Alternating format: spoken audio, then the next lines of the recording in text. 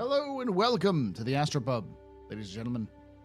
Ladies, gentlemen, NBs, welcome to your space bar at the end of the universe. Oh, right, I hit the wrong.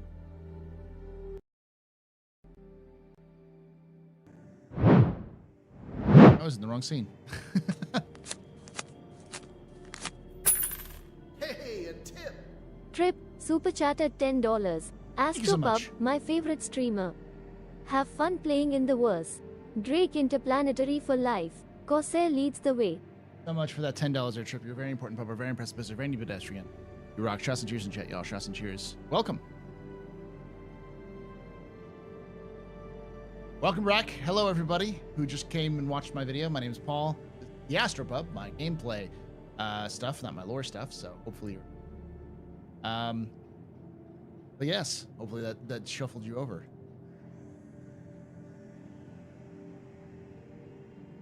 Double Endorian risky on the rocks. You made of money, Steinbender. Thank you, Shady. I knew there's somebody in the comments who's gonna be like, actually, this isn't the like I gave you the fucking page number. Go look it up yourself. It is an older document because the modern versions of the DoD dictionary of terms actually doesn't have the definition of doctrine at all in it. So it's like, what? So there's always one. It's great. I want them to talk.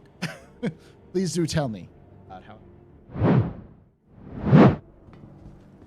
Staring at my butt. Someone's asking what the plan is. The plan is to trade. Do a little bit of trade and hang out and talk with y'all. Welcome to the ASOP Okay, I guess we're going here. System.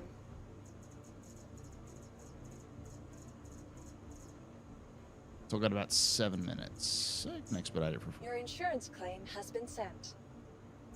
But I'll let that get down a little bit longer. Please visit us. Thank you for watching, Fist. How you doing, Lady Violet? If y'all have questions about that video, feel free to ask as well. I figured if I'm doing premieres on YouTube, then I would start doing videos right afterward. So you can talk about it. There's a reason for its absence. It's the whole conversation I do not want to type out. Oh, is it? Interesting. Yeah, I know, because like I wanted to do something on the naval doctrines, and then when I went into it,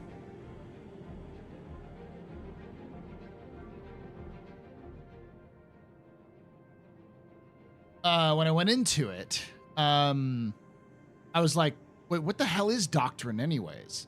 So I did a bunch of research because I thought I knew what doctrine was, and I did a bunch of research, and I eventually found that definition from the DoD, and I was like, okay, so it's basically the political way that the military is used, like how the military is supposed to function according to the leaders of the civilian leaders and the military leaders of the military. So basically, what was the point of the Navy? All right, cool, I can do that one. Do we know how strong and big the Union Navy is? CIG intentionally keeps that vague, but based off of the kind of general statements that CIG has mentioned, and using the metric of, say, World War II, I tend to use that just because it's the high point for in the U.S. at least, for U.S. enlistment. Something like 10% of the population was serving during World War II. In the U.S., so using that as a variance, saying about 10% of the population, and knowing that there are quite literally billions, like each planet has, especially the core planets like Terra, have multiple billions on them, and Earth in the Star Citizen universe is less populated than the core world. There are more people living on some planets than live on Earth, and it's likely that Earth is actually less populated in the 30th century than it is in our current day. So given all those factors, likely you're looking at several million, if not a billion strong in the military between the Army, Navy, and Marines.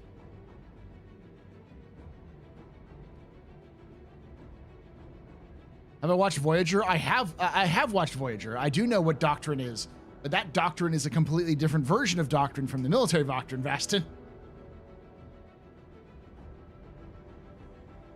This is against doctrine. Waiting to test point 2. Yeah, I think we all are waiting for point 2.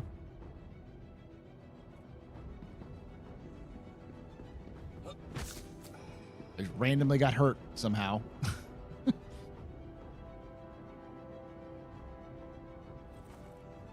What was down to thinking? The thing is, doctrine's way of thinking is too rigid and obsolete in the grand scheme of things.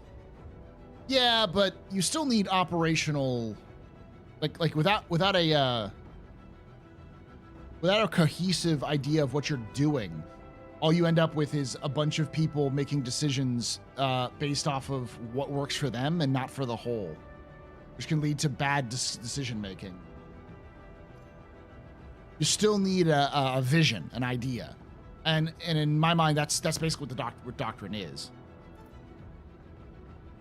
It's just, what are you supposed to do? But I guess that's more of like, you're dealing more with operational doctrines rather than like individual doctrines in the field, rather than like an overarching doctrine. And helping orphans, yes. What do you think the Army or ground vehicle doctrine will be like? That's a good question. I call the Army the bad, the sad force, because the only references to the Army that we have is that they seem to be the biggest location for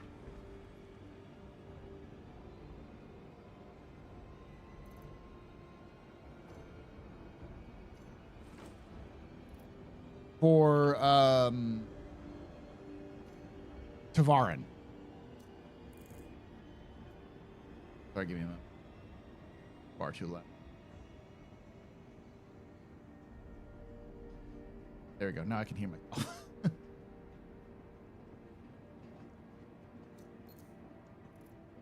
Hey, Luna. What do you think the Army's ground vehicle dog? Yeah, is. So, as I was saying, they seem to be the main place where the Tavarin end up, and they tend to end up there because they get caught for being criminals, and so they get the option of the military or jail, and they take the Army. So, it's Alien Week, which I love, but I can't wait for Pirate Week. Yarr. There's another question up here that I saw.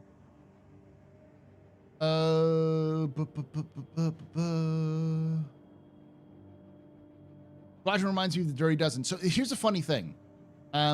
So the lore of Squadron 42 is specifically built around gameplay. So the way that most Chris Roberts single-player games go is you're given a modicum of freedom in terms of how you approach any sort of thing. It's usually not just one way you do things. And so the idea is that with Squadron 42, the reason why Squadron 42 is kind of like, hey, just do this. Like generically, here's your objective, do what you want. Is because that's how they wanted to do the missions. Like the missions in Squadron 42 will give you a lot of flexibility in how you approach them, because they don't want you to say, hey, this is a sneaky mission. This is a go loud mission. That kind of thing. This is a mission where you do primarily by dogfighting. It's primarily a mission where you can like stealth into an area and deal with it without having to fire a shot, that kind of thing. They like that idea, and so that's where so they wrote the lore into saying like, hey, this is what you do, pilot, given a lot of leeway. That's kind of how that worked. In terms of the ground doctrine, in terms of if I was to guess, if I was to kind of extrapolate based off of what exists today and what CIG was doing with the Army, though, my guess is that the Army is kind of like a very slow lumbering giant, where if the UE Army starts moving, it's going to crush anything in front of it. It's just massive. Probably this logistical train is probably insanity. But because it's so slow to move, it's not very good reaction force for piracy, the things. That's what they do. And so it's mostly just defending planets. Most of its job is to sit in its bases and maybe patrol an area and defend a planet. But if they are tasked to go out and invade, they can. But they're just they don't go out to just take a planet and just sort of hang out or anything. When they go to just set up shop. They're building fucking McDonald's. You know, they're building Whammers wherever they go, kind of thing. Do you think there'll be ships or vehicles that are in Atmo only? I'd hope so, but we don't like. I think it's just CSG isn't at the point where they would know to even. The ASOP vehicle retrieval system. I think it's a neat idea, but with the amount of belly aching and bitching that people already do about Your vehicle has been delivered to the snub fighters being worthless because they don't have quantums. Like, why is this atmosphere only shipped a vehicle? Why do I only have this plane? Like, because fuck you.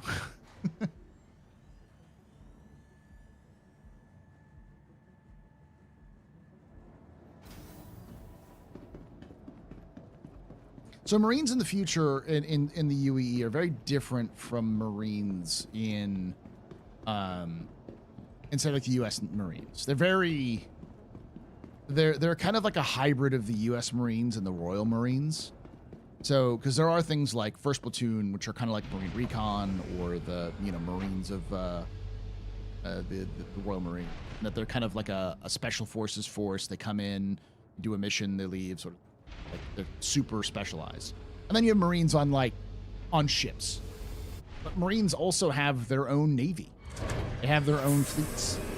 There are Marine Bengals that exist. So Bengals, which are entirely operated by Marine pilots and Marines, maintaining the forces.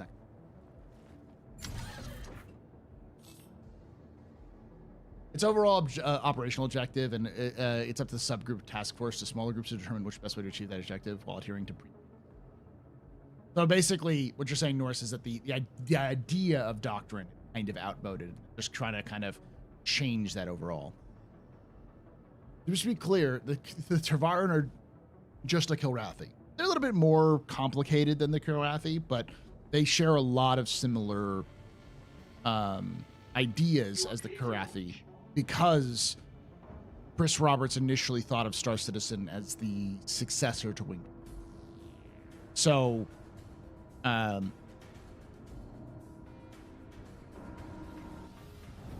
straight up.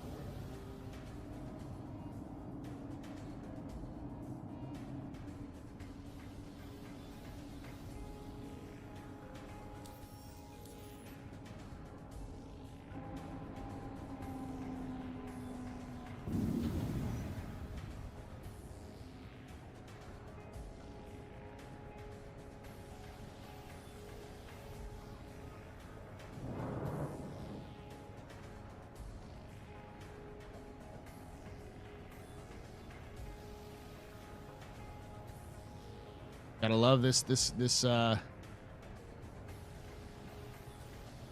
bug.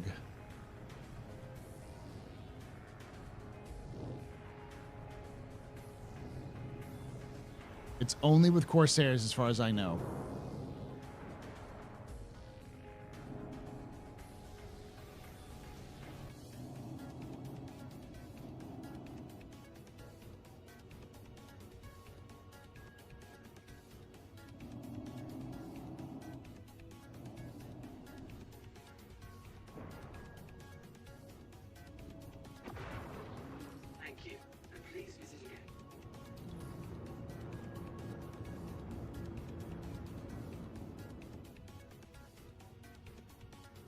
I think Squad 42 method is just larger scale. As long as it's legal, they don't care how you do it. Just get it done. Yeah.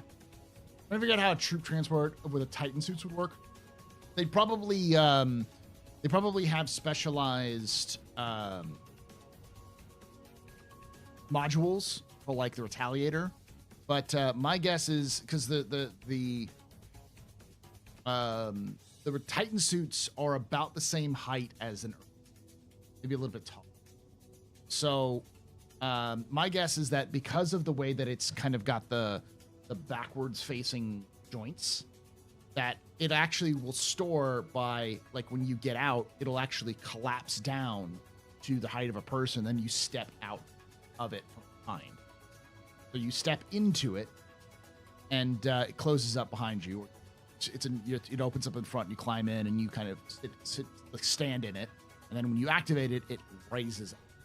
So it actually collapses down for storage, and may have like a crouching method where you crouch and move things around.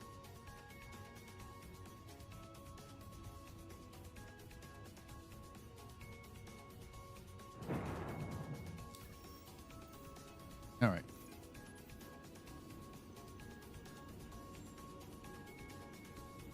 I could also see them. CIG loves to create a ship to solve their solutions as a problem for their to solve problems for their gameplay. So I could 100% see them being like, well, let's just invent a ship that's designed to carry Titan suits. Because the thing that's important to understand is that the Titan suits are not military. They are not a military design. Titan suits are civilian. They're heavy construction, mining, salvage, transport. Like, they're designed as heavy assistance suits, exosuits, that the mad lads and lasses at fucking Virgil were just like, how can I use this to kill a Vandal? Can I use this to bash in a Vandal's skull?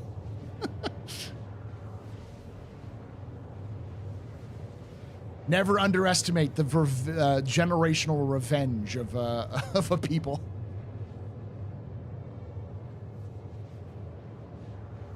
What do you think of the auto loading / unloading times, or should it be for cargo? I mean, I'm fine with times for loading and unloading stuff.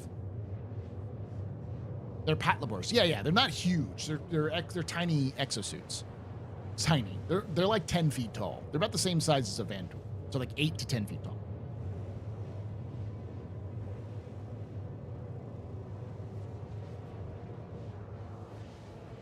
Yeah, the Ripley suit from Aliens, but like militarized. Yeah.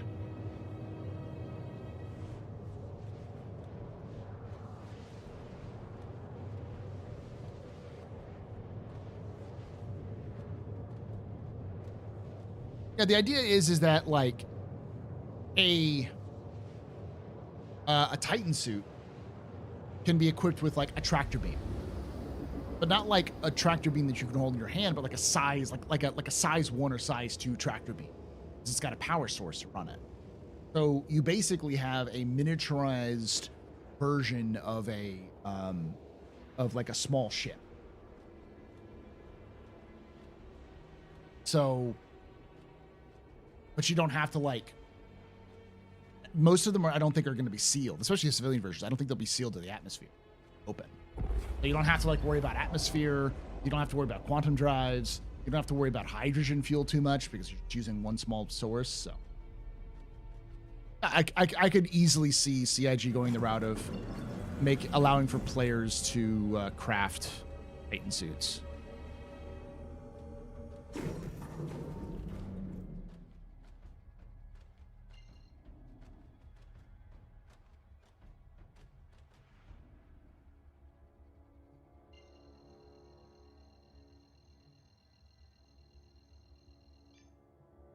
So like the MPUV tractor, except for ground-based. Yeah, and so, but the thing is that like you might be able, because it's a civilian version, you can just swap out the tractor beam for like a mining beam, or so now you can use it as or like a repair beam.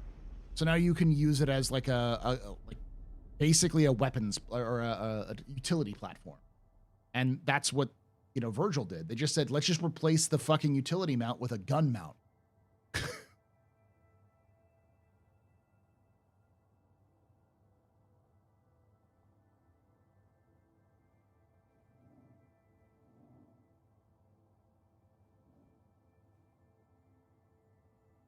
But it's not like they're not like attached to the arm as far as I know. They carry. They basically just carry oversized versions of. Hey, Quattro. What makes everything better? Guns. That is true.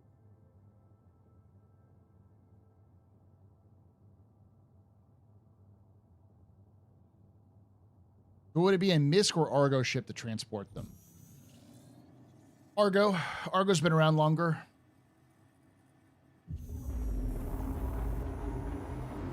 You know much about one-page rules? Not much, other than I hear people who are upset about 40K's complexity and GW's gaming or like practices.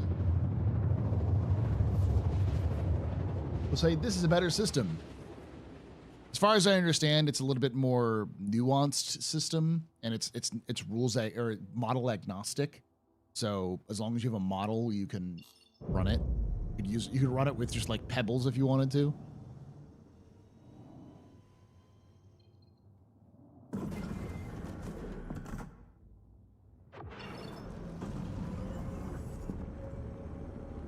Get close enough so I can lock on.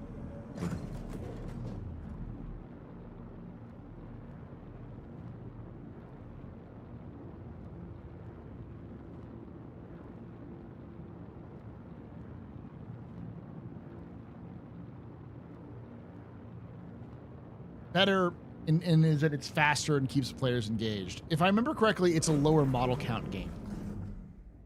That's the difference. The Yugo-Igo system it's actually used in some GW games. I know it's used in Kill Team. It might actually be used in Necromunda as well. I don't play Necromunda. But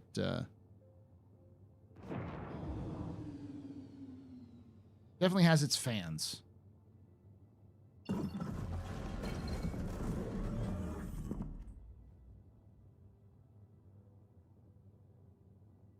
Do you have any knowledge about Gutter Wash? Is this band established in Star Citizen lore? I think it has some. I'd have to look it up. It's got minor lore. It's a handful of mentions here and there in lore pieces. They don't have extensive information about them. They're kind of a, punk band. Putting it. I think they're a thrash punk band.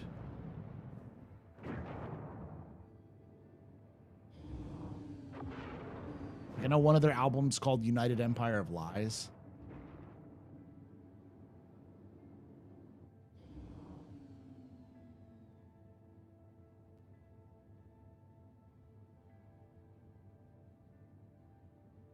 Gotta watch as a YouTube channel.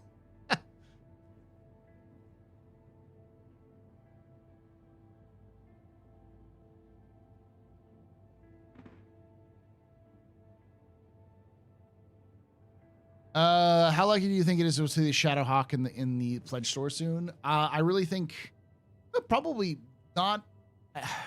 Probably around the same time they do bounty hunting.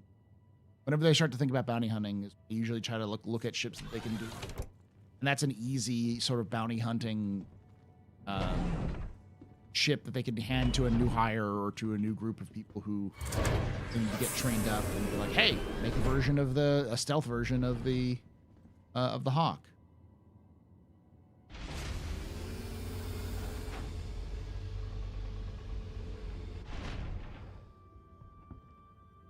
Ooh, that was a mistake. That was a mistake. That was a massive mistake. Guns go.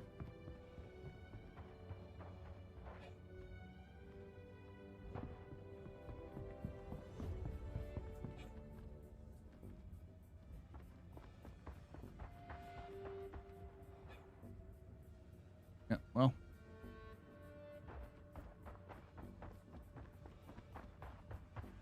Got distracted.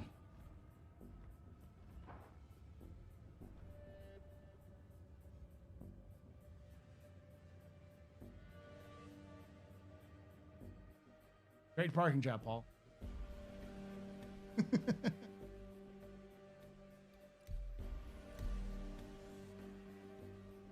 it somehow ate my guns too. So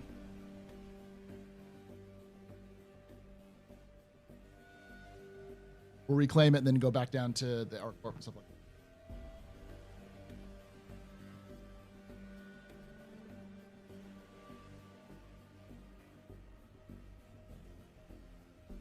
A 40K MMO wouldn't work very well because most people would be like, oh, I want to be a space marine.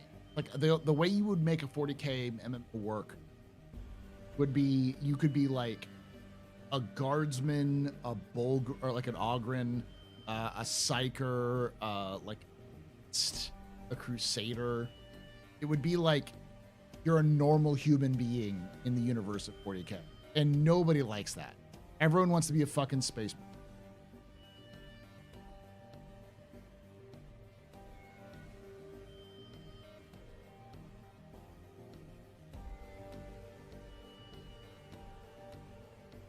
Do you see a future in Star Citizen that supports off-the-grid play, like parking a Liberator in a Pyro Astrofield and using the ships for combat industry? Oh, yeah. 1000% yes.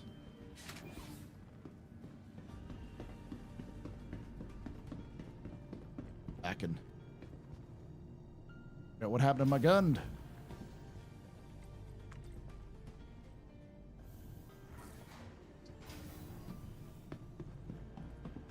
Yeah, but I think that really wasn't an 40K MMO. That was a Space Marine name.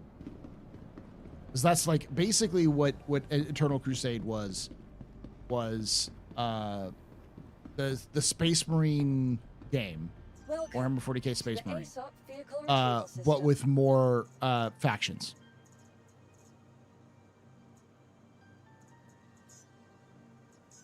Your insurance claim has been sent.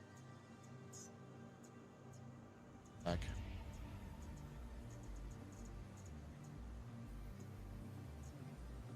RSI would also have a Titan suit transport ship if we're talking age.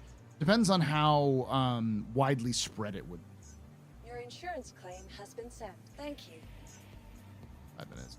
Please visit us again. Goodbye. Are you scared, brother?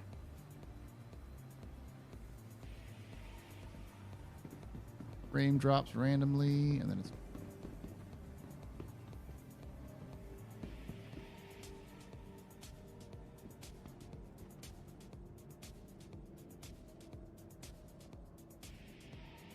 Hey, all right, how you doing? Did Shadowhawk, and I was immediately thinking the 55-ton battle mech. Oh, right. Speaking of which, I'm actually gonna sometime this summer. I'm gonna pick up, probably next month. I'm gonna pick up the Alpha Strike starter pack for BattleTech. Start forcing Cam to play BattleTech with me.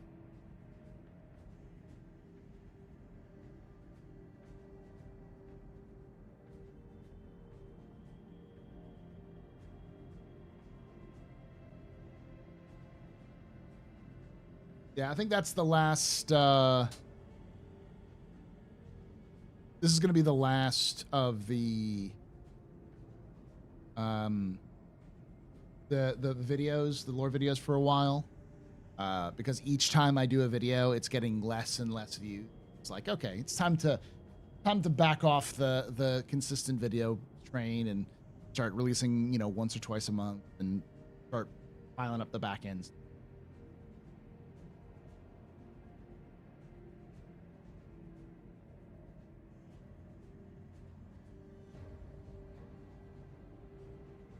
Doing well. It's doing fine, but it's like if I'm looking at rankings by views, it's 6 out of 10. To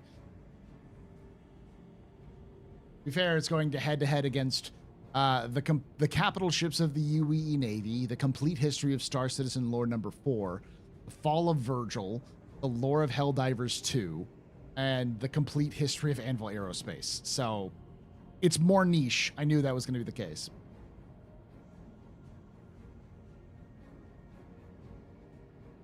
You didn't even know that existed? The Shadowhawk? The Shadowhawk is a variant of the Anvil. It's a third-party conversion. It's mentioned in lore, but it's never... Inforunner showed up. How's he doing, Inforunner? How you doing, X? They were supposed to have a roadmap roundup today. I think Jake... I saw Jake talking earlier And Jake decided to not post it because right now it was something about like that, like they don't quite have the full range of updates that they wanted to. So it's gonna. He posted it.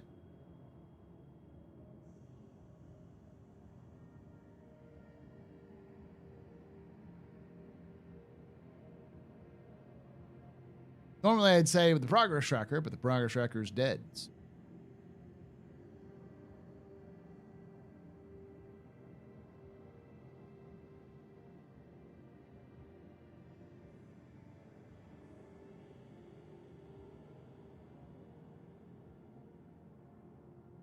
This is going to sound awful, but I think they're hiding it.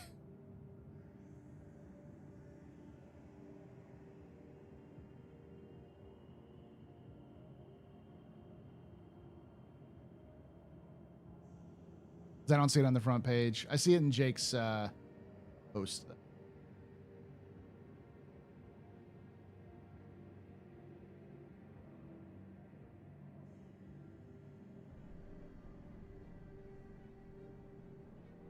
I found it. The Shadowhawk was a 55-ton mech. It is, but it's also a variant of the Hawk in Star Citizen. Jake basically said no news is good news. Yeah, it basically means that everything is still on track.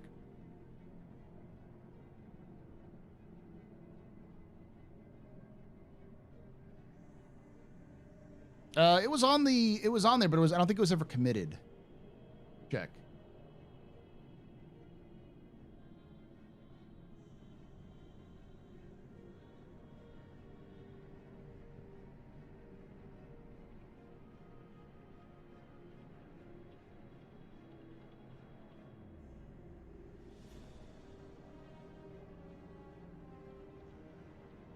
They remove it. Yeah, it's still on there, but it was tentative. It was never committed. My guess is that it's still going to come out, but it'll come out in a 3.23.3 when we get in July. You know?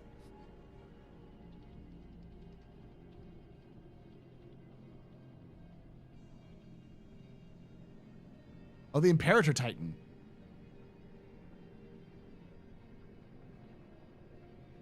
Which one? Are there any famous bounty hunters in lore? There's the one who does Tracker. He's pretty famous. As far as I know, there's not really a lot of named ones that I've heard a ton thrown out in lore. There's probably a couple that are mentioned in like news, but Sidness, the mining tick. That's because it's a Squadron 42 thing. Welcome to the ASOP vehicle retrieval system. Welcome to the welcome. Vehicle select. All right, we're gonna go figure out what's going on with the ship, and then we're gonna head to ArcCorp and land. At least then I'll be there. Garmin Humble. Yeah, exactly. He's not a bounty hunter. He's a security advisor. Mission completo, eat a burrito. Thanks, Dan.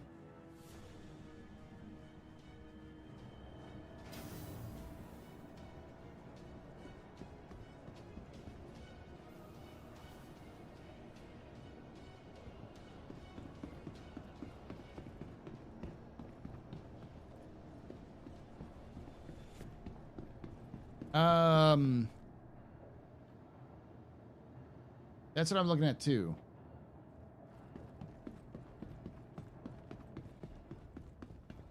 No updates to release due this week. All features are currently listed are on track, and no additional or final reviews have taken place. No progress tracker updates this week as we continue. Okay, yeah. No. That doesn't mean that it's not intended for this patch. What is it? The blockade runner requires the new cargo stuff. So until 3.23.2 is released, they can't work on the blockade runner stuff. So, and my guess is it's going to take at least a month for them to stabilize and figure out all the the errors and issues with the current cargo stuff that they're adding in.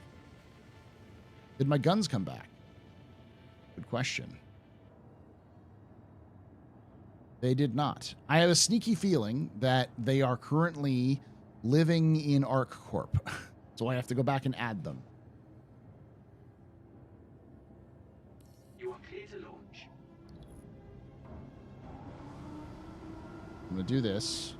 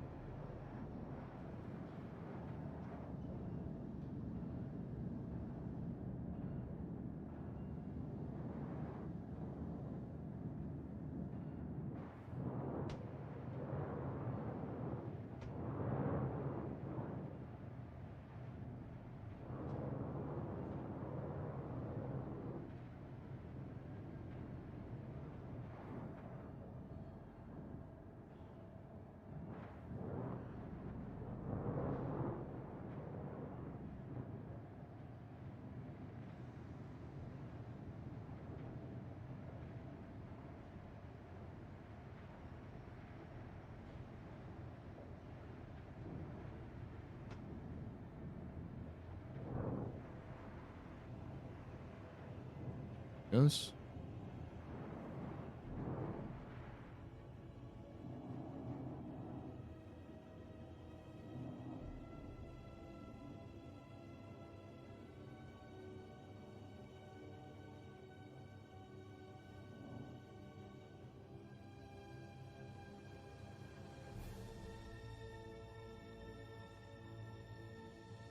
I think that is deserving a comment if that's the case, but to leave it as a tentative to say there's no delays and act like it's on schedule isn't the transparency we were promised. What? CIG doesn't have a schedule. CIG has goals that they sometimes hit.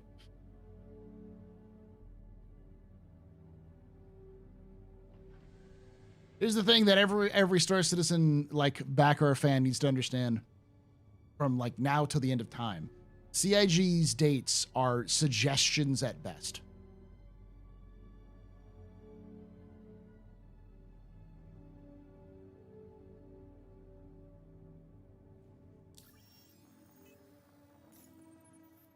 So if you hear CIG say a date or think that CIG is saying something, the answer is it's probably not. And I don't think CIG ever said that there was a date that they were hoping to release 323.2.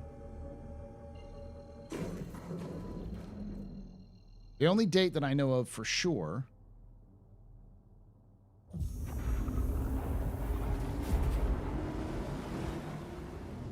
they have a marketing schedule. It's true.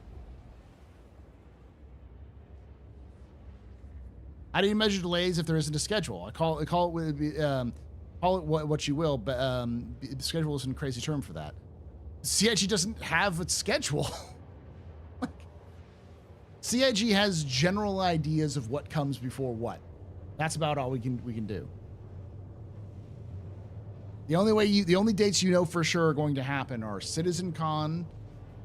It's sales, generally speaking, minor sales. It's Invictus, CitizenCon, and IAE. Those are the only ones that CIG, you can guarantee something's going to happen on those days.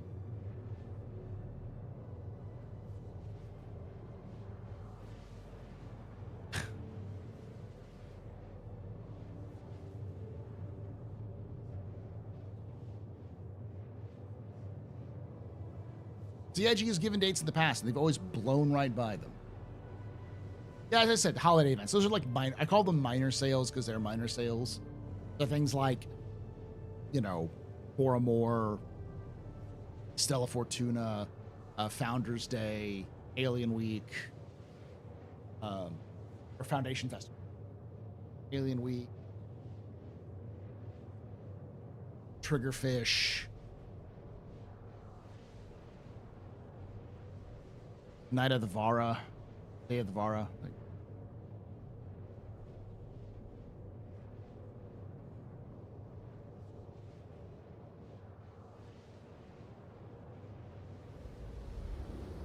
always be limp.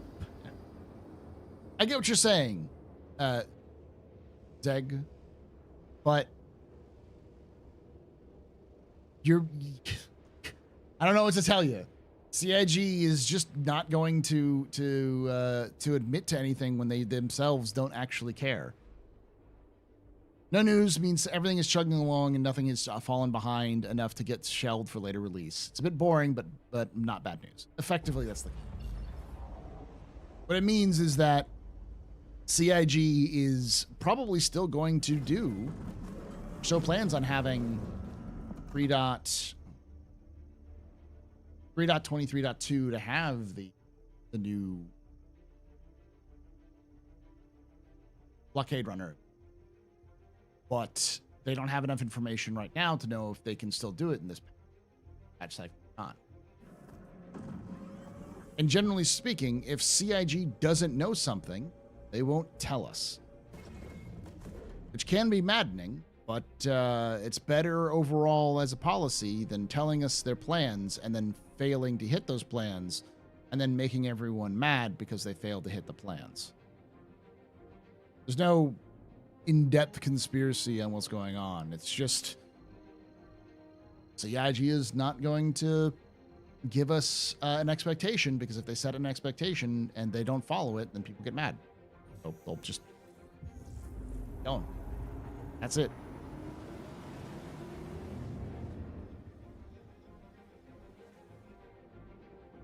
You've been playing since 3.1, and I can tell you, man, I am a 0.8 veteran.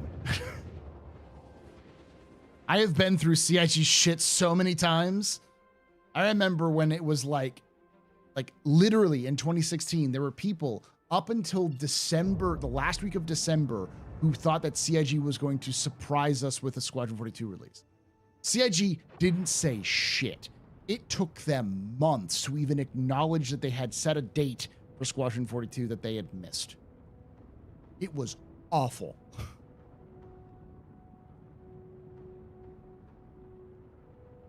CIG is loads better than they have been in the past.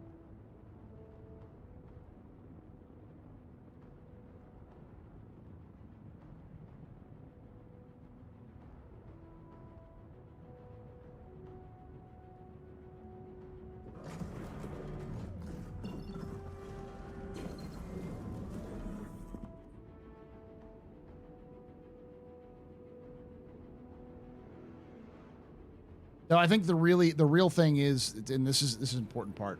Welcome to the drought. Those of you who are who got caught up in the hype the end of last year and moving on through Invictus and have been excited about all the stuff that's coming out, welcome to the next 4 months where nothing happens.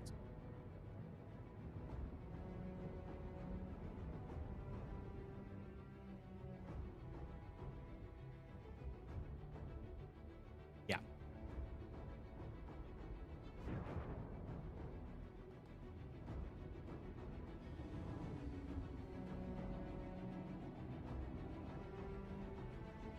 Hey, is it Doctor?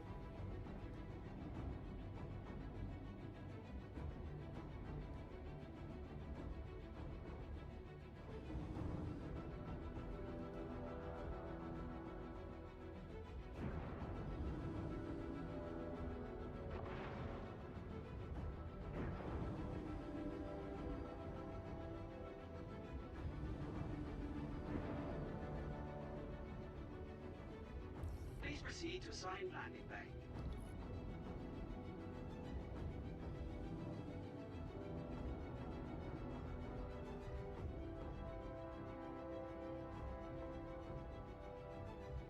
ARPG? What the heck is an ARPG? Anime RPG? Action RPG? Okay.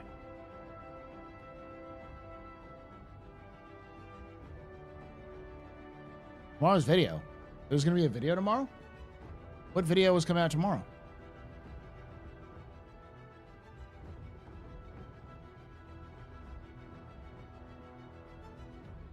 Aristocrat RPG.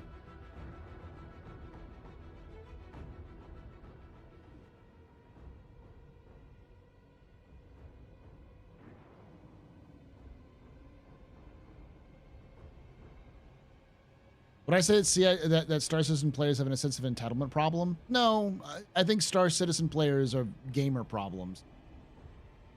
Star Citizen isn't unique in that sense. Because you have two problems. Number one, this is to the bar token. This is not a slight on anybody or anything. But the reality is that nobody knows how the industry works. I don't mean that as in like how like nobody knows, like Star Citizen players don't know how game development. I mean people in the industry don't know how the fucking industry works. The gaming industry doesn't have a set of rules. It doesn't have a set of customs. It's more fucking chaotic than the software industry, whose motto is move fast and break shit. So there's really no guideline on how to do anything in game. It's just do it. And there's really, that's both the good and the bad part about video game design development is that one person can do everything if you have the right tools, or a handful of people can make amazing things. Or you can get a group of 10,000 people. It takes them 5 hours to even decide if they're going to put hats on people. And that's just the fact of the industry. So you come with an idea with like say CIG, company that wants to be transparent, want to tell everybody what's going on, but at the same time, as a company, they're figuring out how they want to develop the game. So you have players who are on the outside of those decision making, are being told that those decisions are, and then want some sort of, they want to see the vision. They want to see the roadmap. They want to see like how everything's going to work out, because, you know, they when they usually see stuff about video games, they say, okay, this is the release date. This is what's coming out in release. This is what's coming out in DLC. You know, these are our plans. These are long-term vision, all that sort of thing. And the problem with that is that CIG is not even close to anything like that. And that makes it hard because CIG can do something like throw everything out halfway through development and completely start over again. And that might piss people off. Because they're like, hey, you've completely restarted development. But at the same time, like,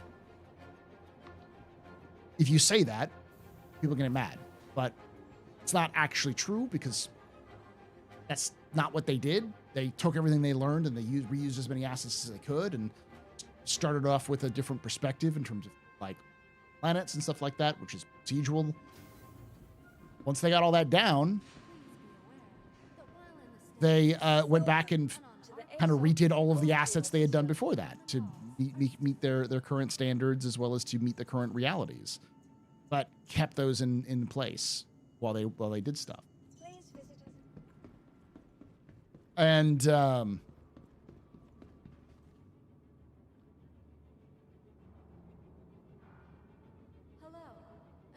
recognize the Shegaroth quote there. Happy Rob, I like it.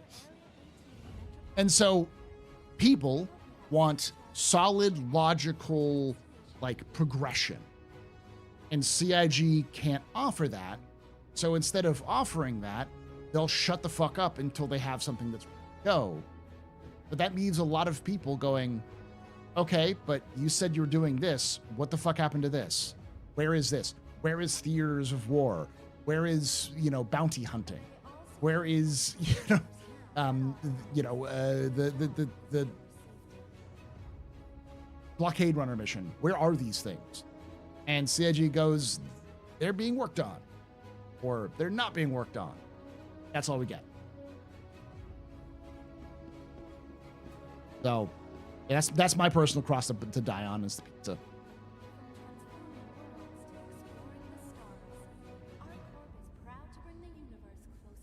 It drives me mad listening to people who spent thousands on multi-crew ships complaining they're multi-crew. Gamers like content, and the industry is new. Being a game design student in college, I got told immediately that nobody knows what the hell to do. I am not an expert at a lot of things. I do like to dabble and look at a lot of things. Read, and I get curious about stuff. Historian, because I learn a lot about a lot of stuff. And I've looked into multiple sort of like books and other sources on game development. And one thing that I gathered pretty quickly after was one's on level design. It's still somewhere around here. Really good insight into like how to level. One on how to write video games, and then but to kind of talk a little bit about development. One thing I realized pretty quickly is, holy shit, nobody has a similar, like nobody has an understanding of what's going on. Like there is no pattern. It's not like alpha. We start off with the pre-alpha, or you start off with the, design documents, and then the pre-alpha, then the alpha, and then the beta, and then the delta. No, nobody fucking has an idea. People will just jackrabbit all over the fucking place and do whatever the fuck they want to because they're a bunch of creatives.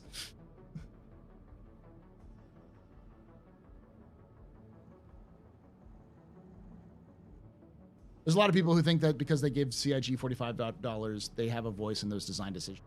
Really, just here to see what. I mean, don't get it twisted. We do have an impact on development. Like, another thing to understand is that most video game developers have no idea if the game they're making is fun or will succeed. None of them. Like, you make a game in secret, you work out the bugs, you do everything you can, and then you announce a release date, and then you release it, and you hope to God that it does well. You usually do not have feedback, except for maybe if you can afford it, play testers. Or if you have a big enough staff, you can get them all to force them all to play it and get feedback from them. But generally speaking, you're going off of hopes and dreams, maybe a little bit of market research. CIG is in such a better position because this game is fundamentally in development. And so CIG can get feedback on basic design decisions right away from 1 million plus players. And then they can change that on the fly in 9 months. But, they can change it if they think they need to before everything gets locked down. So they have a better idea of what is more fun. The problem is that it means that everybody else hates the fucking shit out of it. I'm in the ship now. Yeah, that was interesting. I emerged.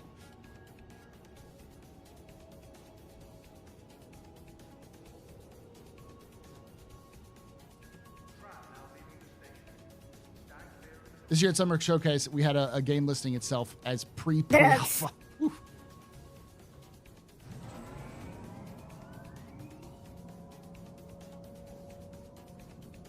So, like, that's something that's neat, but at the same time, like, just in general, and the point of this whole rant was effectively to say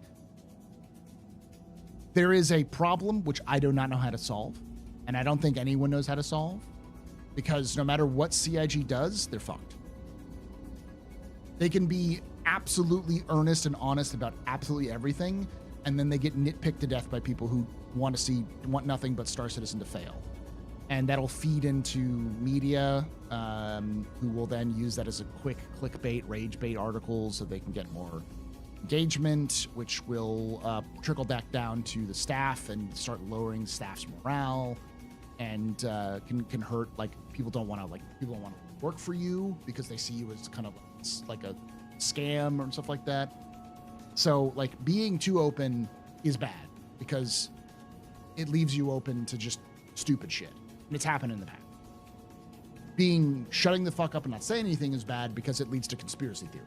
It leads to people just spreading conspiracy theories. And you can't really counter them because if you say anything, you're doing part number one, which doesn't work. CIG is trying to thread the needle with a middle ground where they're like, if we don't know anything, we're shutting up about it. But the second we know stuff about it and we're working on it, we'll show you everything. But if we're not working on it, we can't show it to you. That's just kind of the position they're in. And I think they're doing a pretty good job with that. There's just a lot of problems with trying to deal with a community like Star Citizen who invests a ton of money into things. Be right back. I'll figure out what's... Waiting passengers should be mindful of the platform's edge. Strong winds can arise suddenly.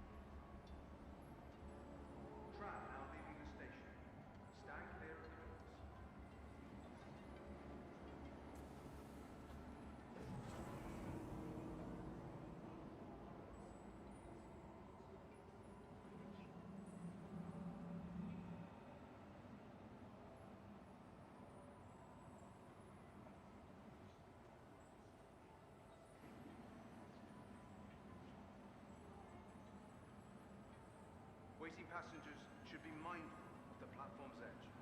Strong winds can arise suddenly. Tram now approaching.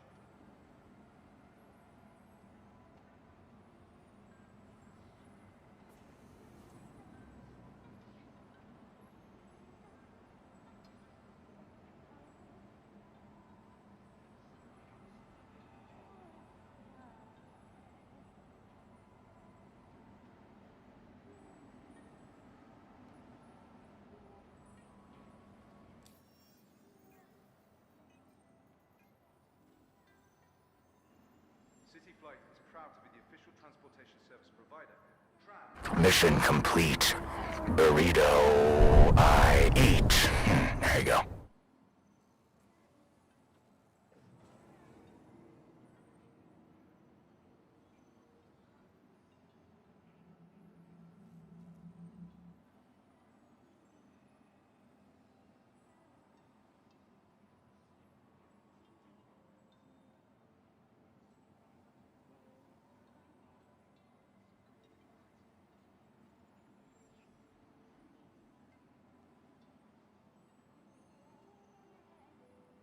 Waiting passengers should be mindful of the platform's edge.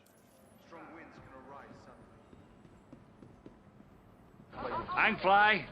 I'm pilot.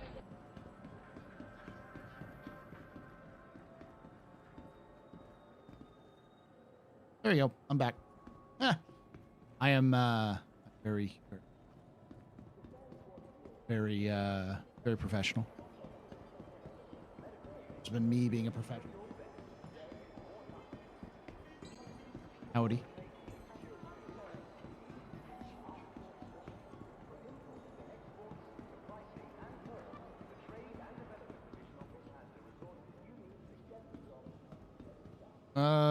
Again, you have a keyboard. You don't really need a wheel unless your interface is restricted to a joystick or a controller. Accessibility, I'd argue. Controllers are a great accessibility tool. There's so many people who can use a controller that have a harder time on keyboard.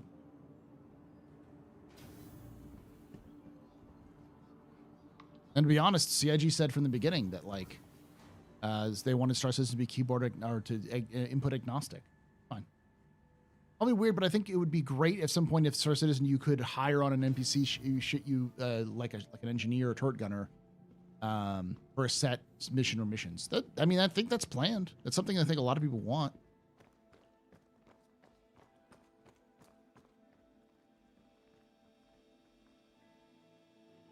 Both y'all just chill. You're good. The wheel UI system, the reason why the wheel UI system exists, the reason why this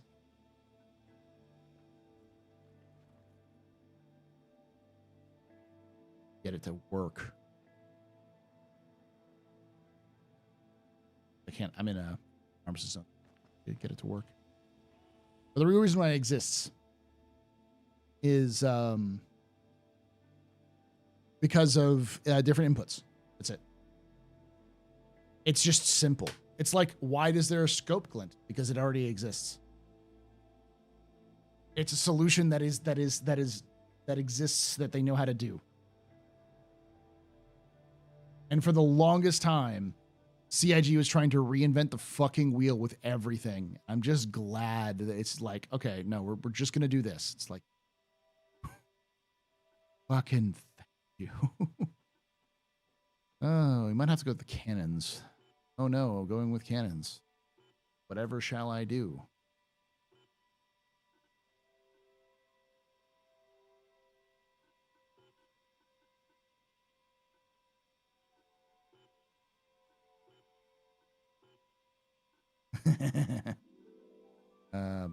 Gatling?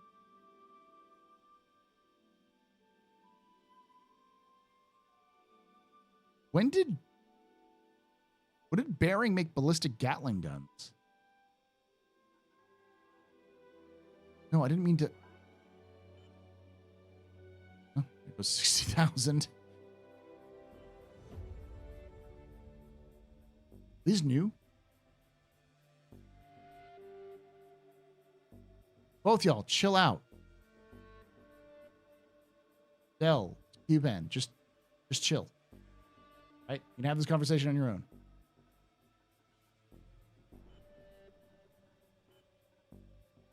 Can someone tell me what scope glint is? I mean, I know from the context, but never heard of the term before a month ago. It was in Call of Duty. I think it was in Battlefield 3.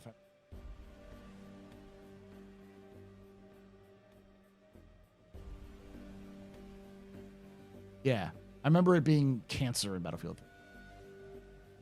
3. Just don't respond. The AD-17. I am way off the fucking. Oh, that wasn't too long ago. That was 2 years ago. Yeah, years ago. All right, I don't have a ton of money. I don't want to spend too much money. I spent way too much money at 6. For being dumbass that I am. Don't worry about it. I'll make some more money than buy it. No, just don't worry about it, buddy.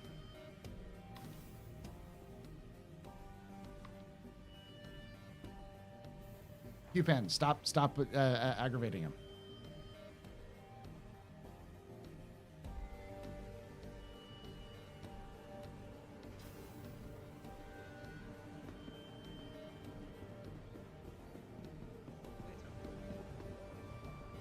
But effectively what scope glint is it's a method to try to prevent players from using snipers as a means to break the game.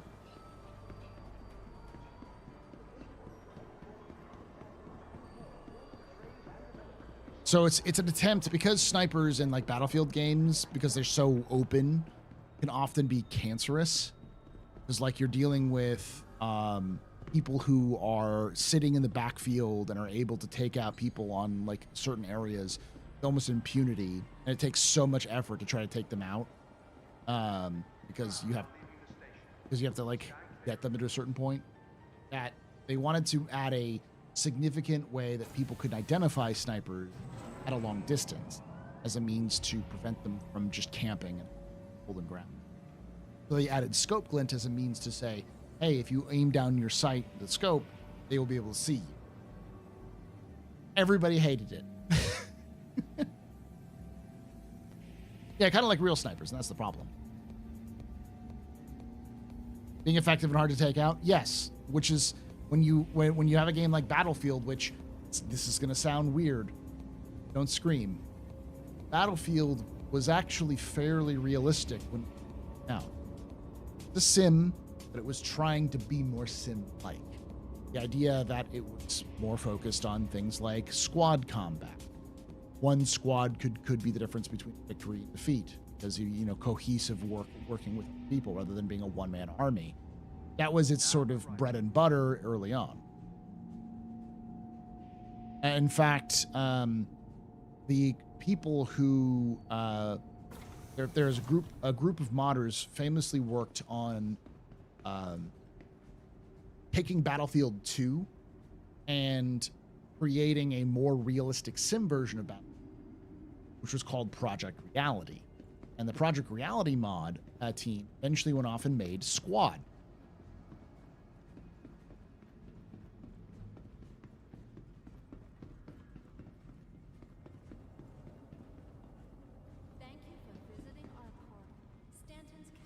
Battlefield 20, I don't know, man. It's just like people used to call Wing Commander a space sim. No one would call Wing Commander a space sim today, but it was in the 90s. Welcome to the ASOP vehicle retrieval system. Context is everything.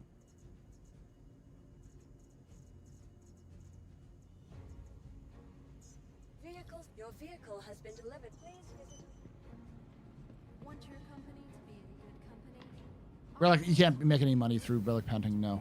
You can't sell them for any money. Not yet, at least. They're also not rare. Immediately an Xbox controller, I can tell they're working on peripherals, but obviously it's low priority at the moment. The state of the art, it was the peak of what was possible at the time. Exactly. Since Battlefield has aged, it's completely changed, and its priorities have swapped as well. With things like Hell Let Loose, Squad, Arma, all those sorts of games came out and kind of replaced Battlefield. But as a result, when Battlefield 3 was being developed, it had that sort of realistic edge to it. They wanted to make sure, because it was these are massive maps, they wanted to make sure that one sniper couldn't win the game for everybody, or for like one team, or just be cancerous as shit in the game. So they added scope glint. They also added fucking dazzle lights. Flashlights would dazzle the shit out of people. If you had a laser, you could literally point it at somebody else's face, and it would make it harder, impossible to see anything. It was awful. Is it Metro Station? I think this was one where you had to, like, there was a choke point where it's like two sides you had to go through like a tunnel. That was just awful. It was just people dying over and over again.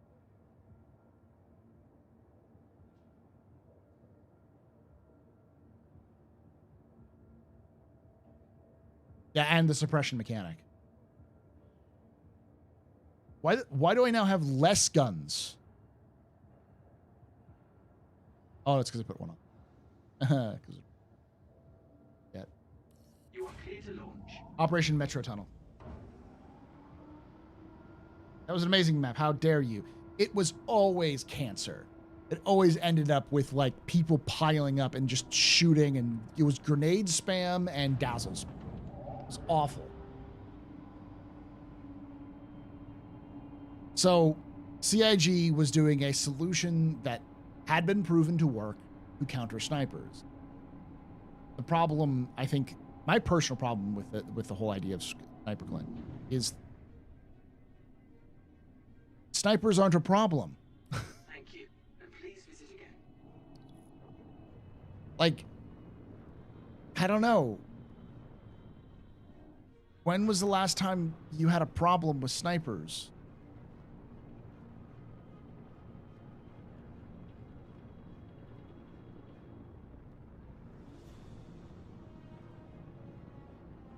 You were at EA building tools for customer support for the release of Battlefield 3 and 4.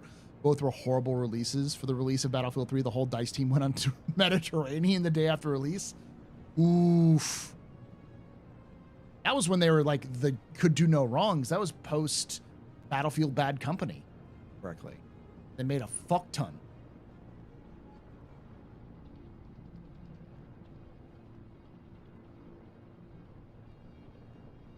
Why do folks play FPS games like Call of Duty more when I hear nothing about but amazing things about Arma? Tavion, do you like waiting around? Do you like spending 4 hours to do one game and it takes you 30 minutes to prepare for that one game?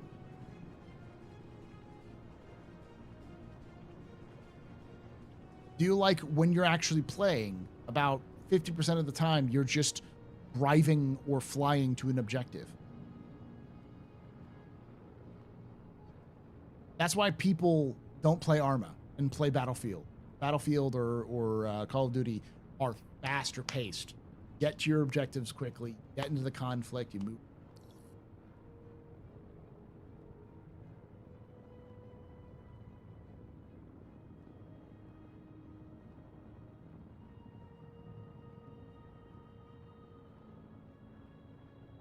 That's why he's a Star Citizen backer, Paul.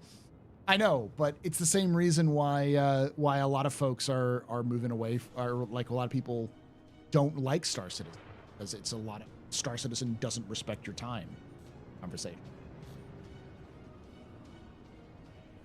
Yeah, I know, Kavian. It's one of the reasons why a lot of people are mad at Star Citizen.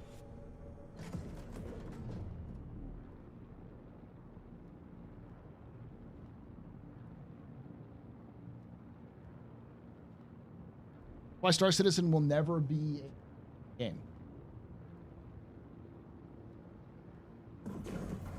No matter what CIG wants to do, no matter how they want to do it, will never be a Call of Duty. Which is fine.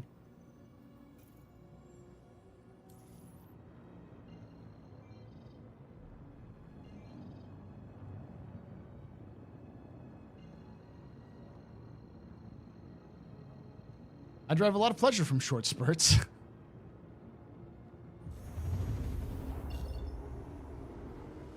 No MMO respects your time, right? I mean, to a degree.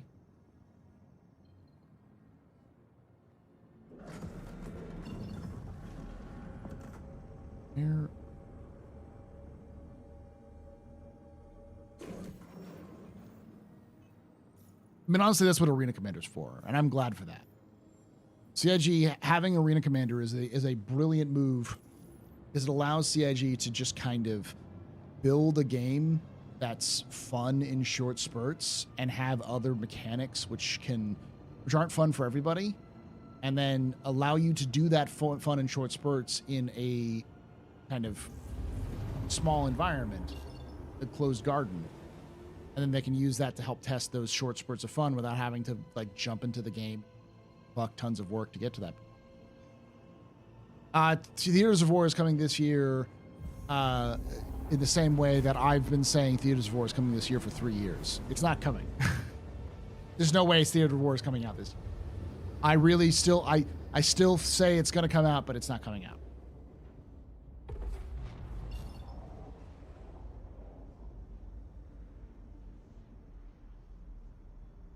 I'll say it next year too. I'll come on and say I predict Theaters of War is coming out this year. Because it's one of those things where I feel like what Theaters of War is it's on the edge of importance.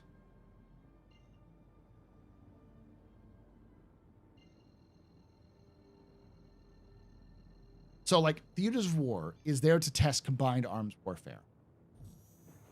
The problem is that much of combined arms warfare sucks ass right now because there's just completely missing features from combined arms warfare. For instance, wear and tear and just general like engineering stuff, power management, that sort of thing. That is an important part of gameplay for combined arms warfare, right?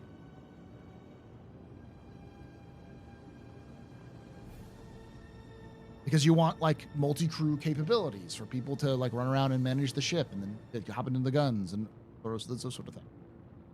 What is combined arms warfare? It's space, vehicle, and ground combat all in one.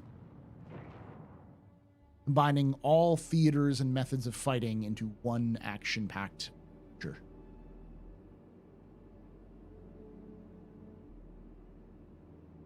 Yeah, they need to get the ground vehicle gameplay functioning better.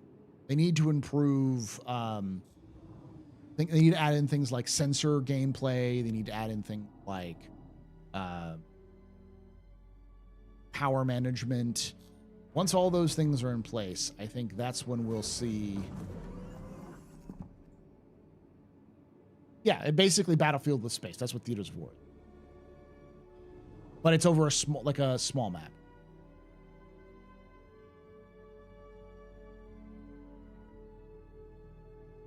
StarCitizen FPS is really good. Hopefully CIG isn't going to change it. I don't think CIG is going to change it much.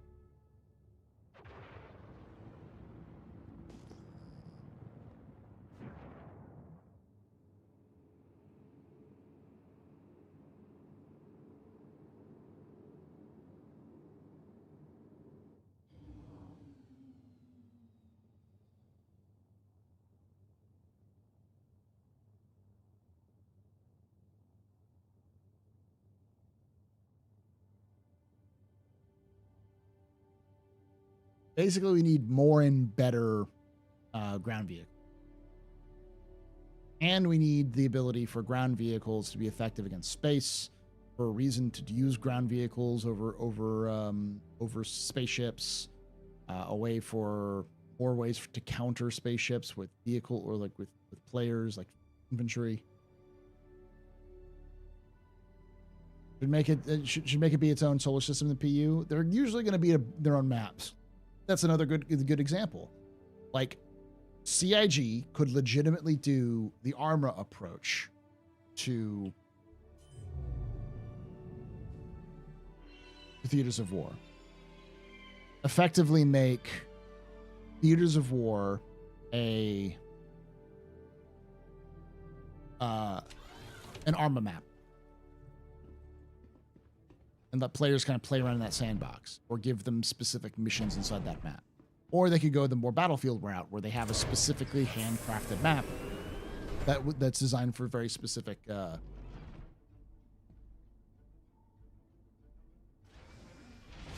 of gameplay. Thank you, Jared. Hopefully you enjoyed the latest one.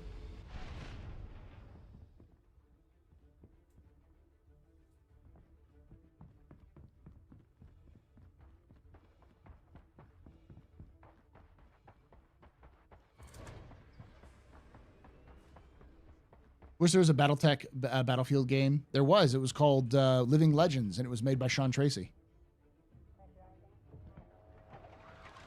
It was a mod for Crisis, but it was glorious, buggy and glorious. I'm missing a lot of guns. I just don't have the money to pay for them. MechWarrior 5 is already out, but yeah, the MechWarrior 5 plans is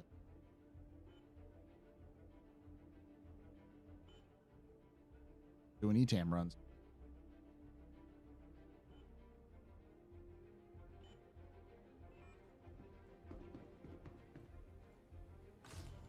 Yeah. Just its own standalone game. I'm going to play MechWarrior 5 this summer.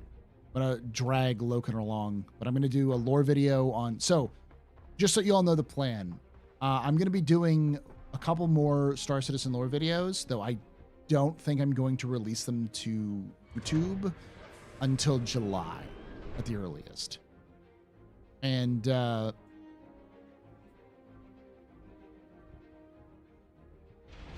they'll be available for Patreons and members, so you'll be able to get that when it comes out.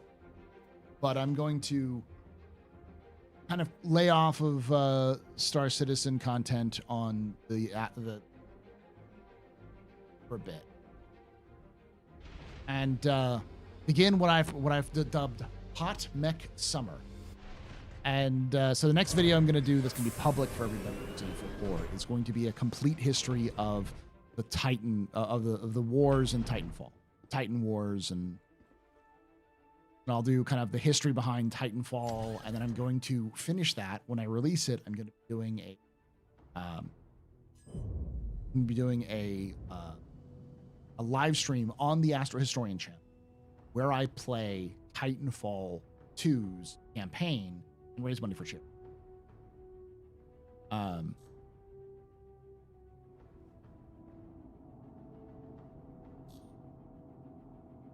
then in July, I'm going to do MechWarrior 5. I'm going to do a kind of a not a complete history of MechWarrior, because that would be several hours. But I'll do kind of an overview of the universe, and then explain like maybe one or two videos.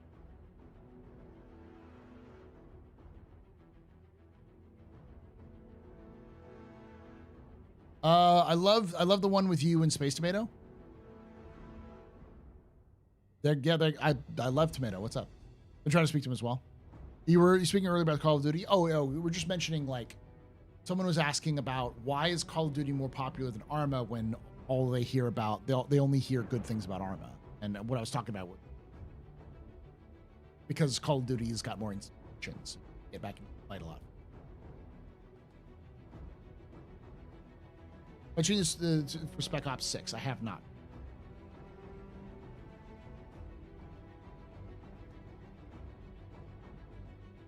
So yes, Spiral Bonsai. I will be doing a BattleTech video. I'm gonna do kind of a brief overview, and by brief overview, it's going to be an hour and a half long. Hellhounds are my favorite too.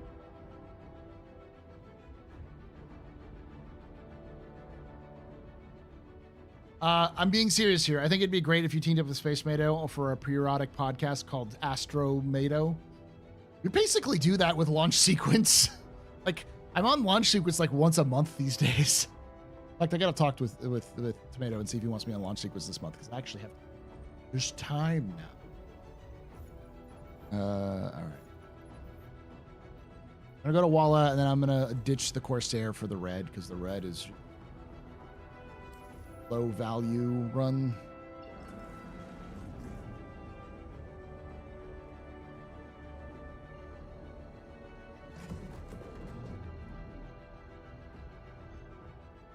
MechWarrior 5 is fun. It is fun.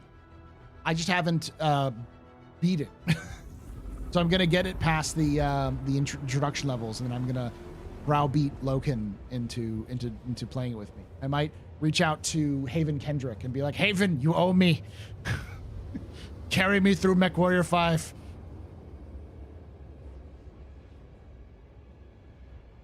I'll watch it after stream. It's not really my...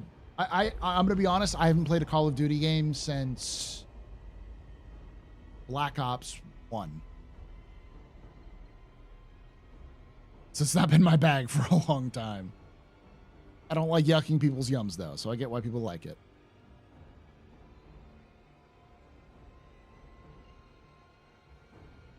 Vans is coming. Yeah, but it's not coming this summer.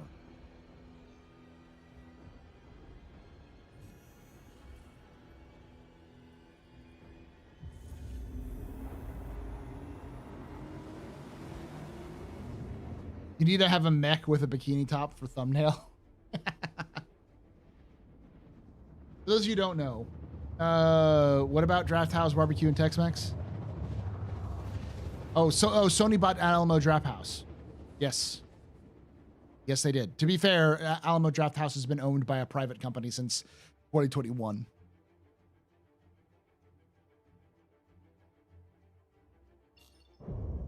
We'll see if that saves Alamo Draft House, because I think Alamo Draft House was on its way out anyways, sadly.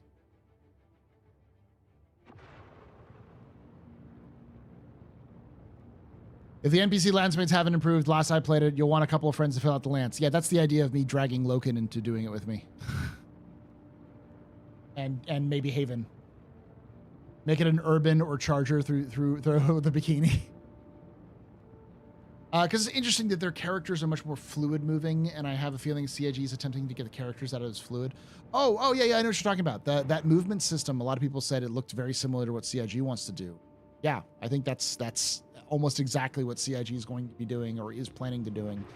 Like the whole, like, when you're on the ground, being able to move around and aim while your character will seamlessly move around that. Yeah, CIG is very much in that direction. So I don't think CIG wants to get super fluid. I think they still want some stiffness into the movement, because they don't want you to be Call of Duty dolphin diving. There we go. Quaypan can join us.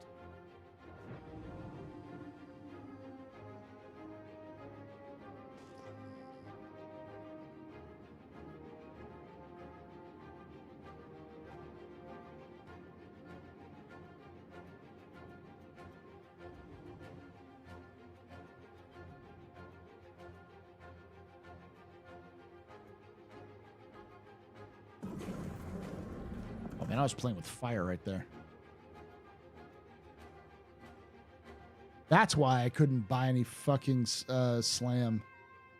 Someone filled up their caterpillar with it.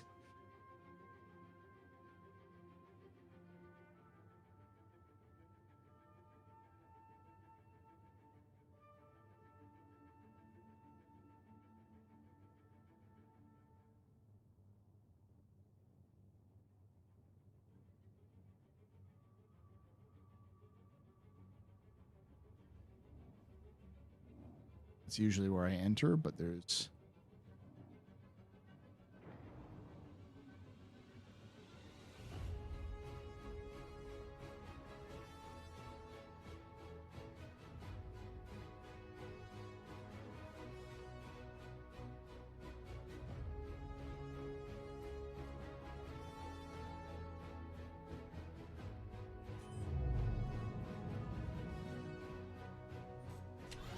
Let's get...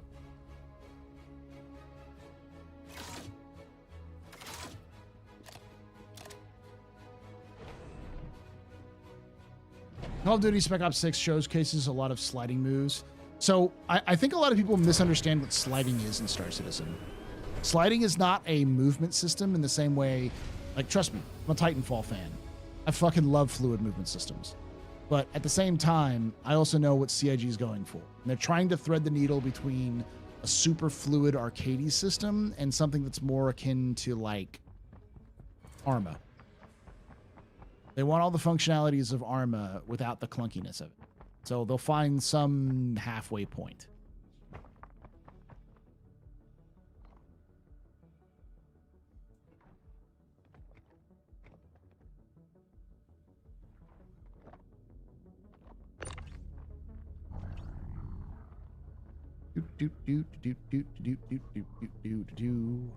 Leave your guns out. I'm going to steal them. I'm gonna have the most cursed looking ship of all time. Hey, Joe. I'll watch some fan films for the office hour. I'll do that tomorrow.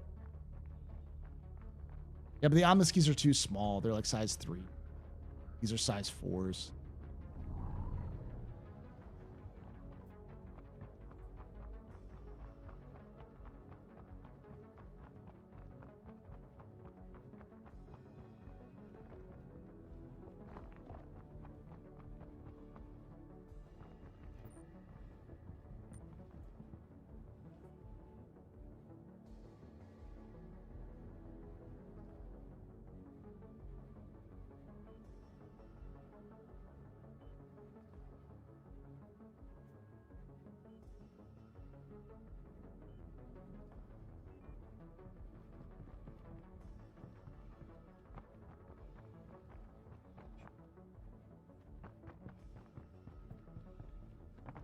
What size are these?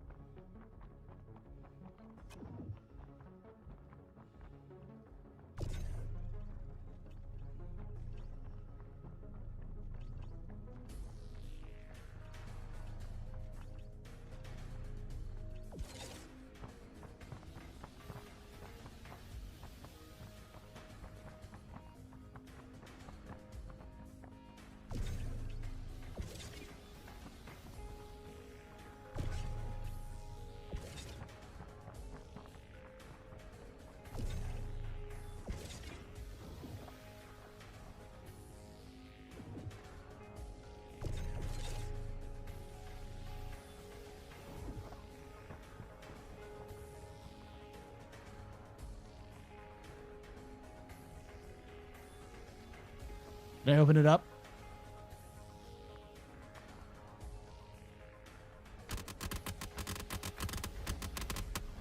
Yes, I can.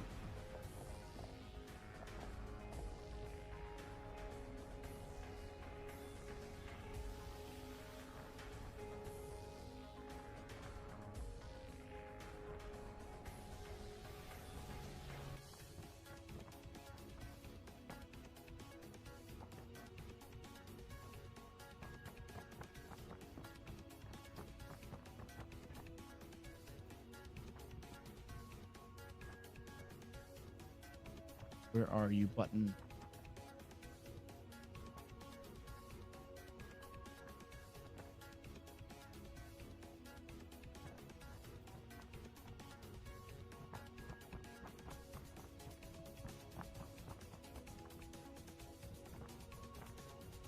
God damn it.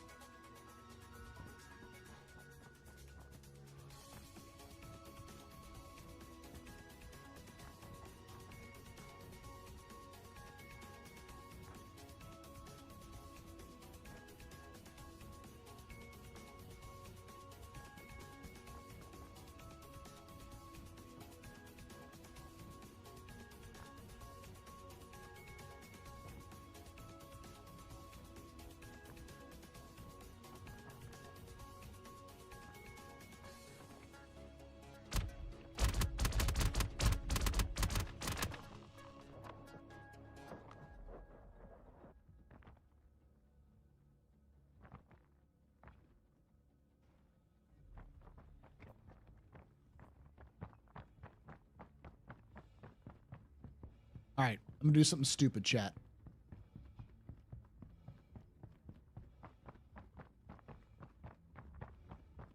These guns don't work, right?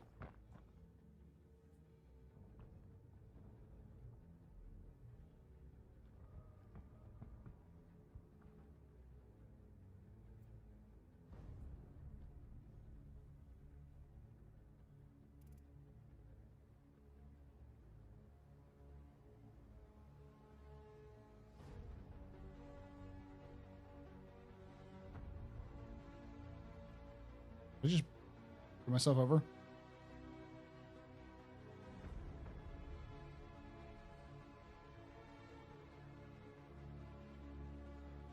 I think I just bugged myself out. Here we go again, chat.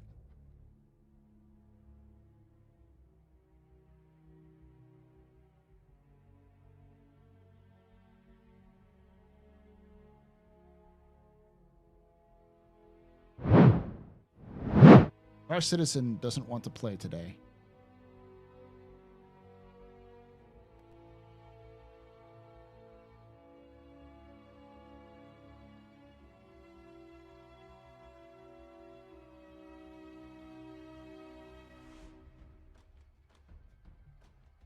Well, there's an old saying that I like to use, which is sometimes you play Star Citizen and sometimes Star Citizen plays you. Star Citizen's been playing me for the last 2 hours.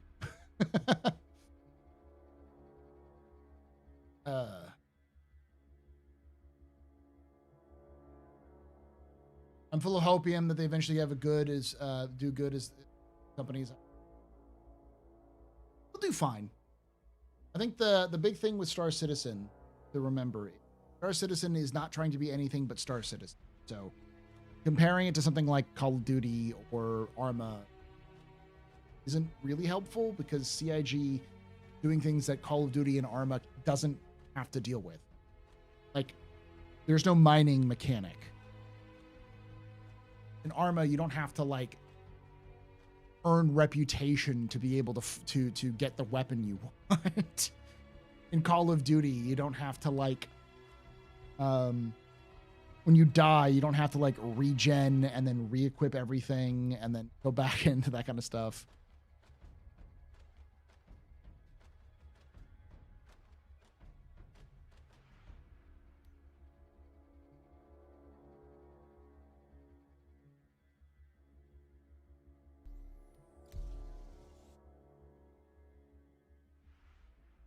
What's my favorite ship ever in the game? The Corsair.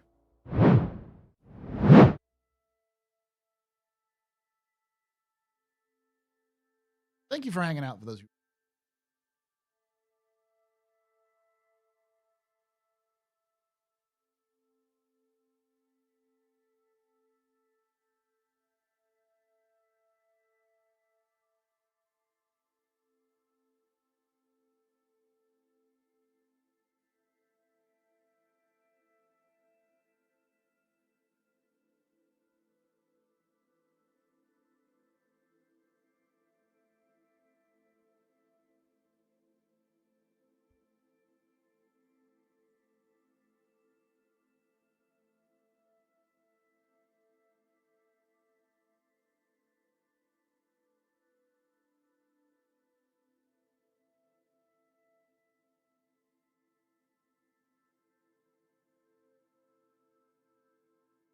Dune Awakening is going to do that. Does Dune Awakening have interstellar space travel?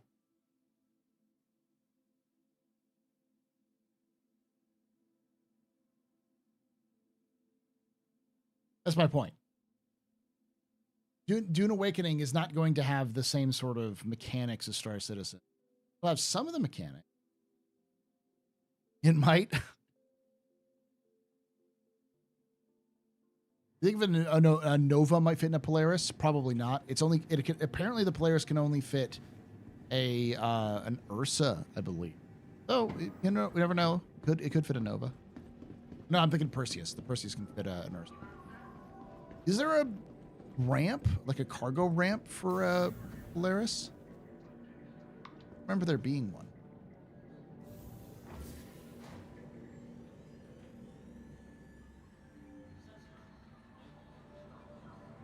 Oh. Soul Mask. Never heard of it. What is Soul Mask?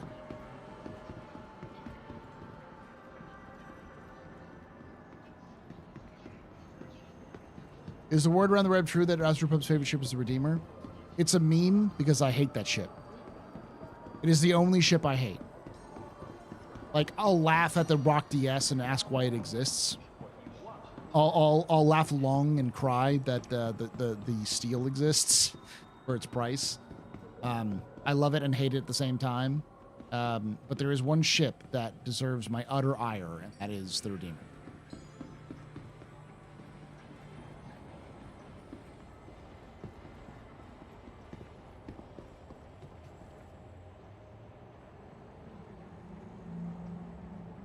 You think they're going to have interplanetary travel in Dune Awakening? I don't think so. It's a sandbox survival game, if I remember correctly, right? With like crafting and stuff like that.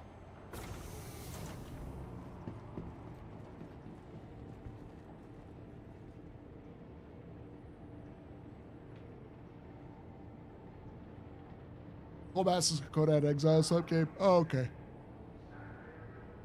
Woo.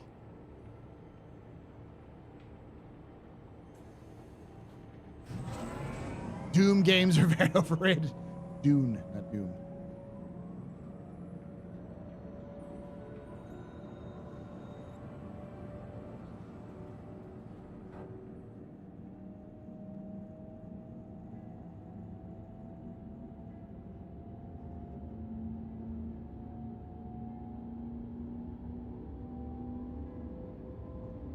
Here's an example of CSG's sense of humor. They gifted Astro a permanent redeemer. He cannot give it away or sell it. If he managed to get rid of his account, they'd just give him another one. Yeah, they'd find me. What about Drake products? Drake is the superior product. I like hand on heart, honest to God, I started writing a complete history of Drake Interplanetary and stopped because I'm like, this is going to be the lore video that will legitimately like take off. I am not going to waste it on a dead summer.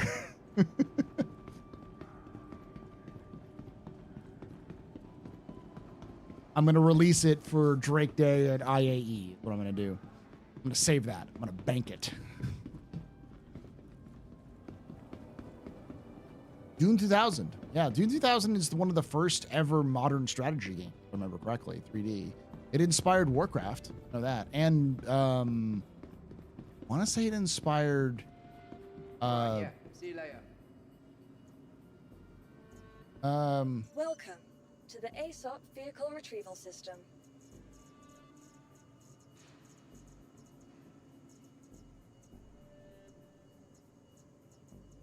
take the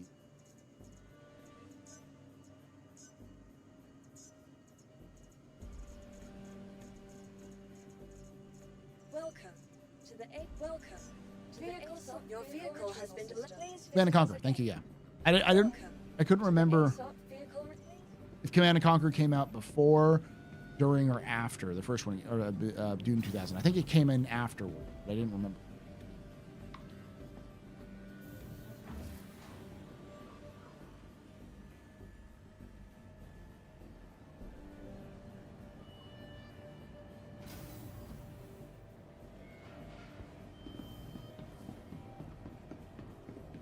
Age of Empire. What? Really? Yeah, no, I'm not going to so like I know if I released a complete history of Drake Interplanetary, if I wrote that and released it in like say this month, I would get 10,000 views. It'd probably get me like 11,000, which is fine. It's great. But if I wrote it and released it in IAE during Drake Day at the end of this year, it'll get me 20,000. And gather more people to the channel, get more eyes to the channel, more people being, wrapped up in the hype of Star Citizen releases and changes and CitizenCon, being more interested, and that's what I've learned over the many years of doing YouTube and content creation is never, ever, ever try to do content creation during the summer. And it's the hardest thing to do because especially if you're doing it for a living, which I'm not, thank you. You have to like find something to do. It's so painful to just sit there and do that.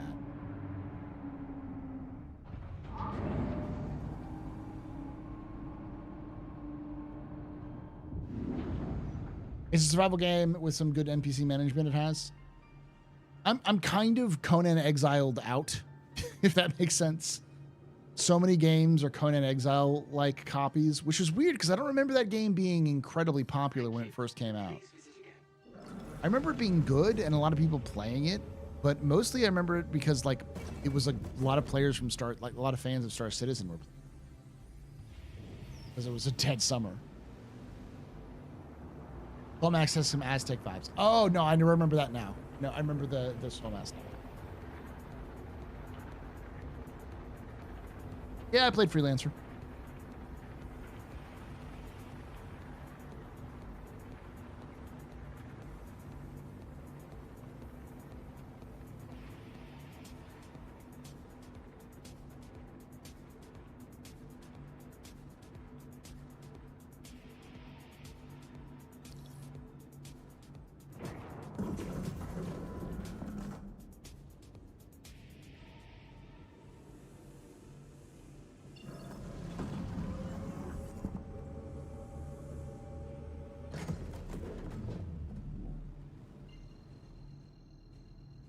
Do I think Drake will make a Titan suit? I think so.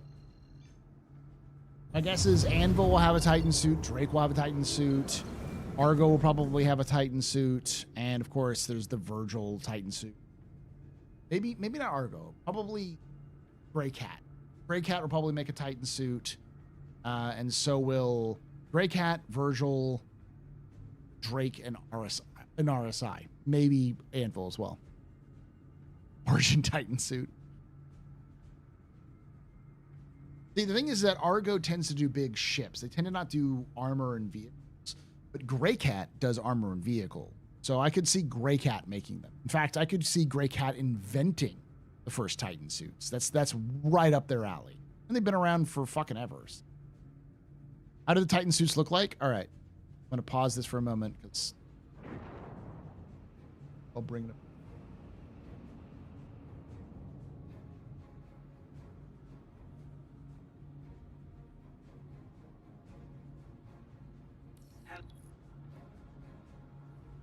This is wiki. Oh, thank you for the $20 there, Jared. You didn't have to, but thank you. Here we go. Titan suit. So this is called the Zeus system made by Virgil. This is a suit that's used by the UEE Marines. This is what the interior of a Titan suit looks like. You stand in it, and then you control it via, like, joysticks inside for the arm. Legs, you...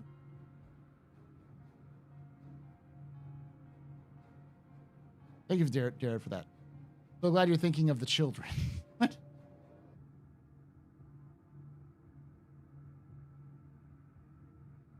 Oh, yeah, that. You're forgetting to thank you for reminding me. The charity. I should turn that off. That's kind of the inside.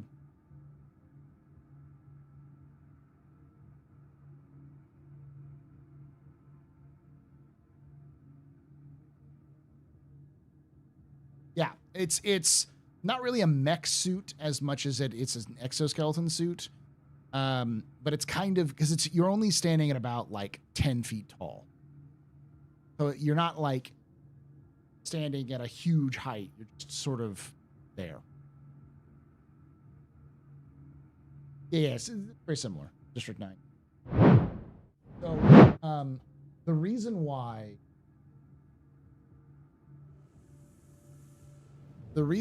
we, like, you'll hear me talk about it, and you hear a lot of people talk about it, but we don't actually see anything, is, and Execute's here, so he can back this up. Execute is fairly certain that the Titan suit is a boss battle in Squadron. Or it plays a role in Squadron. And all of the references to Titan suits have been in Squadron. So the reason why we haven't seen it in Star Citizen is because it's a Squadron asset.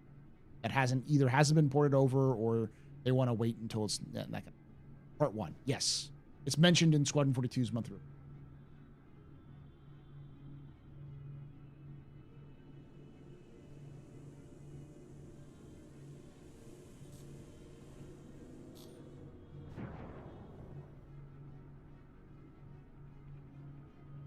Proceed to assigned landing bay. Right in front.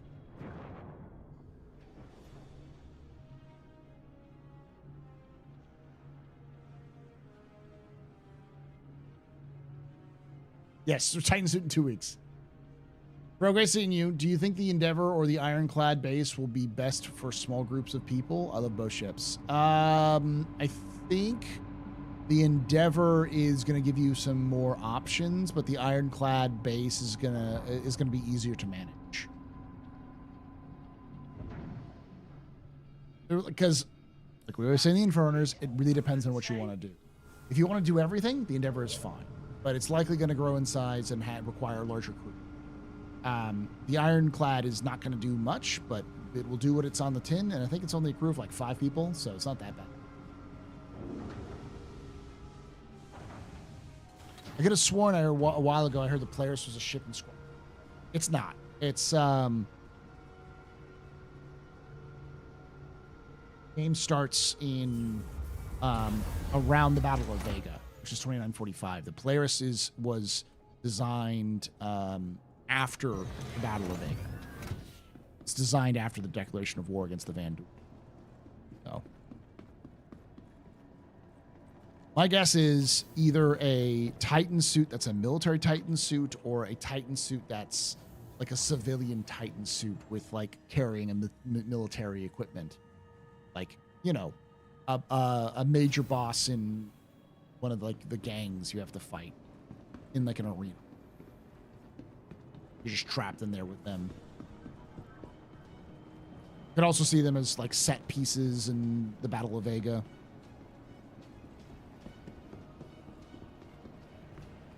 Itself. Cruise.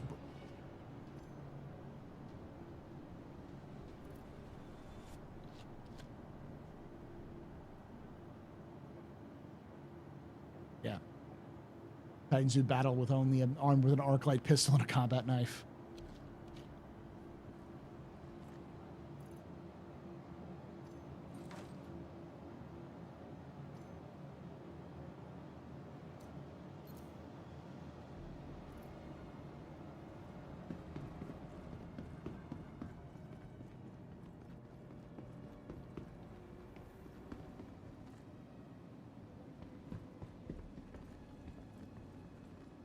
Welcome to the welcome. Could also be sick when it comes out, to coin the phrase.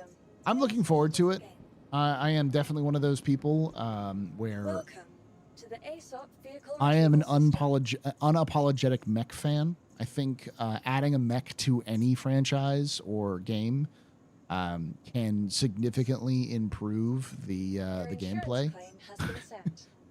And if there's a mech option available in the game, I am going to use it. Your vehicle has been delivered. Since they released the twin autocannon mech for Helldivers 2, I've also been tempted to go back to Helldivers 2. I wonder if we'll see Tavaran NPCs or brand new NPCs. That's a good question. I would say probably Tavaran would be my guess. Honestly, I think we're going to see Xian before we see Tavaran. But thank you, Jared. Have a good day. When are you starting your Imperial Knights army? When I finish my freaking Cadians. I have, to be fair, I just finished a Scout Sentinel today. So I got my last Sentinels done. I still have 2 command squads to finish painting. I have 2 more Castellans to finish. And I've got a 5-man, technically I've got 15, but I've got a 5-man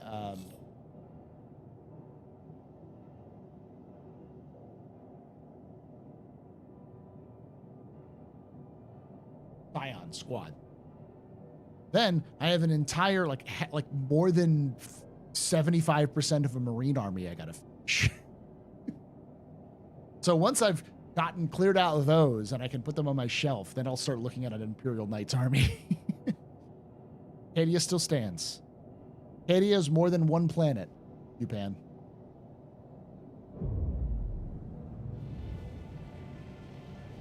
Also enough time for the ship to be flyable. Exactly. I will buy a Knight army when CIG releases a Titan, the Titan suits. You are clear to launch. I want my Highlander 733 so I can go battle against the giant mama space crab. As much as Chris Roberts hates it, I think a mech suit would be a very good addition to ground gameplay. I don't mean a Titan suit. I mean like a medium mech from BattleTech, you know? Something that's like 3 stories tall.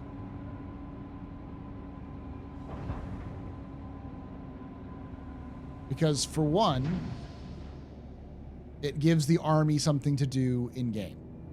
Like, what does the army do? The army shows up with fucking AT-ATs, you know, walker mechs and battle mechs. And, you know, tanks and artillery, and it just like, but it takes forever for them to show up. Because, you know,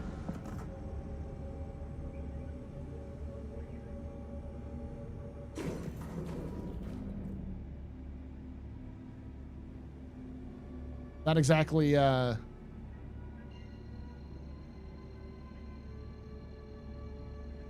think of a ship that you deploy that. Oh, the sails. Exactly. It's something like, you look up the height of a centurion.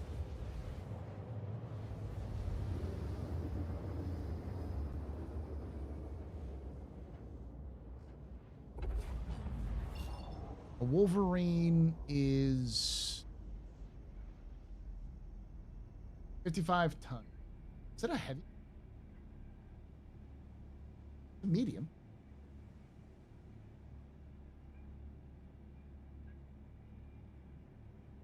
Sarna, why do you fail me on the heights? They don't have the like design specs for it. Just have the weights.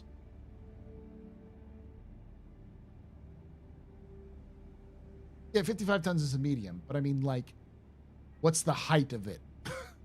What's its height? What's its length? What's its width?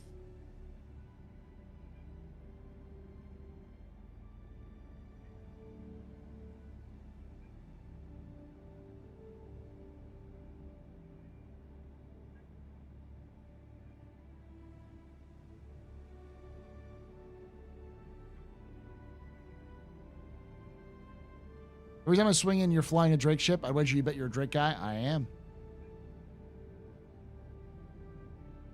When Pyro comes out, you'll see me flying more Freelancer.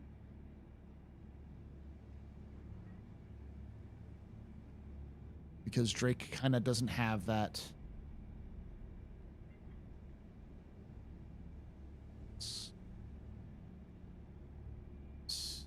Sway. Some. It.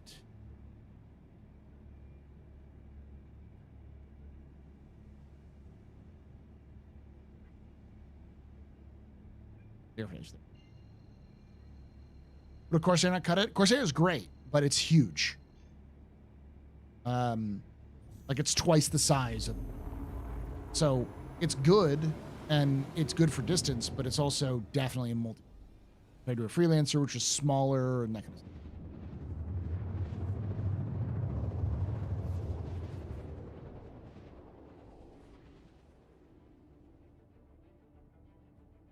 How about something like a front mission, a Wanzer, 25-ish meters?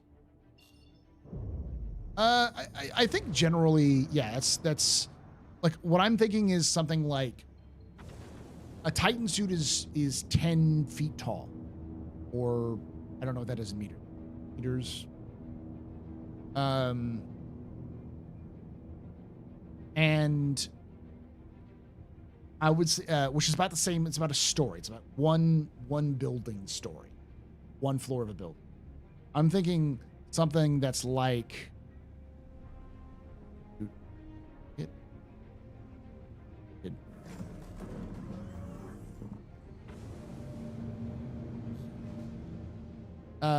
I'm thinking like a 2 to 3 story tall, like 30 feet, 3 meters. Okay, that's small. So like 8 meters. 8-9 meters.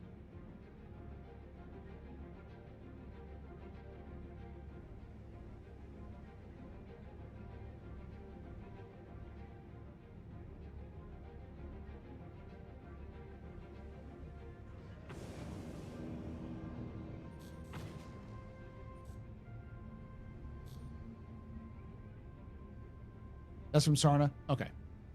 So yeah, like 9 to 10 meters tall. So between like 30 and 40 feet. It's still massive. Most ships are, it's like twice the size, the height of most ships in Star Citizen. Like I think the Cutlass is like 5 meters tall.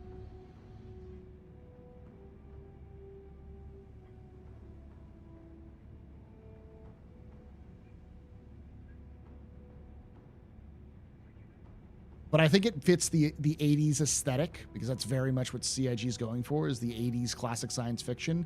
And what's more 80s classic science fiction than giant stompy robots? All right?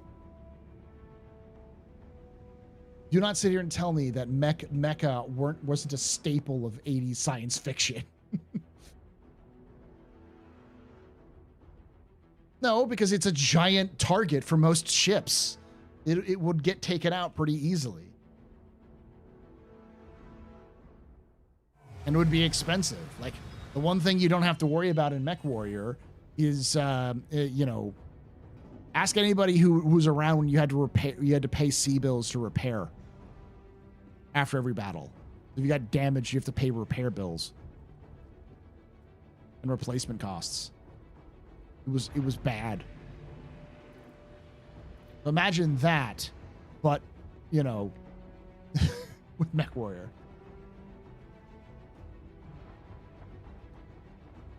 Do these giant mecha have guitars? That's a good question. That's a good point.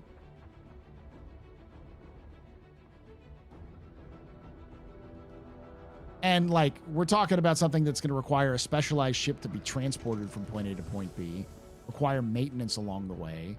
It's not something you can just drop in and have fun with. It's something you'd use as, like, a defense or assault platform.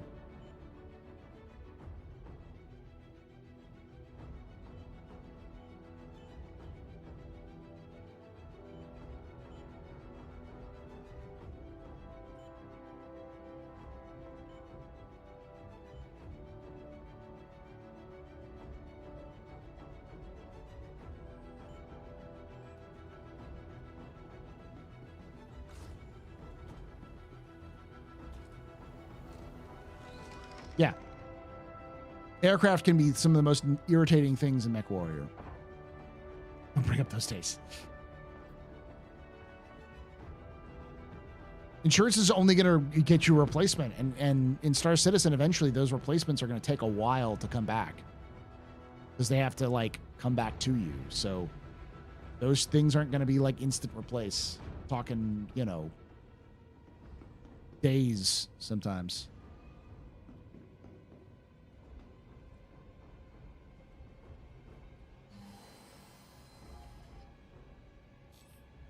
But I think it has a place in the game.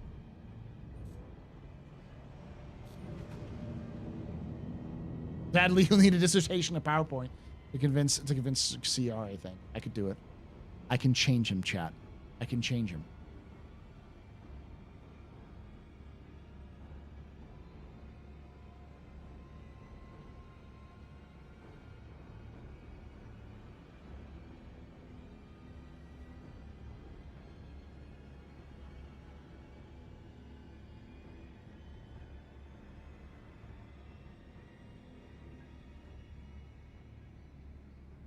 Yeah.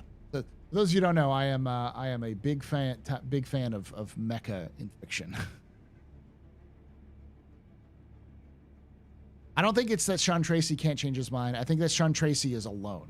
I think he needs backup. He needs multiple people pressuring Chris, being like, just a little, just a tiny bit, just one.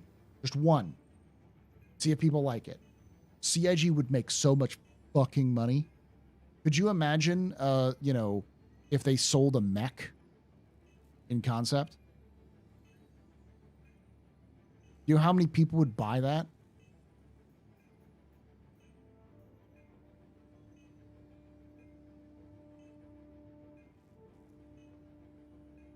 AI is not banned in Star Citizen. Not quite the contrary. It's going to be a classic 80s trope, which is AI is evil and or incompetent and will kill us all. The universe has banned development of AI, but it's not that AI doesn't exist in the game or doesn't exist in the universe.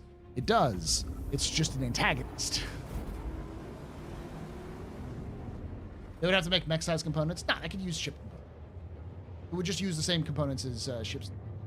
So like tier size 2, size 3s.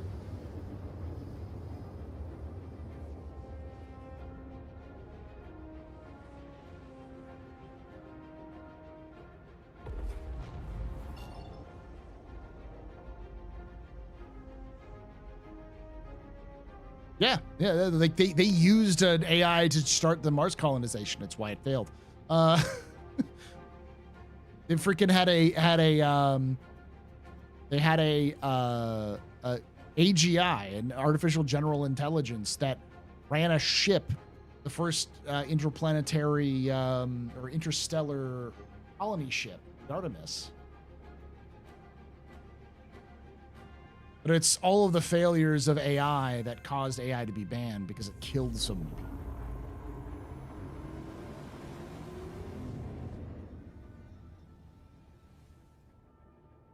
I would buy one, and I've vowed to never spend a penny on the game beyond a starter pack.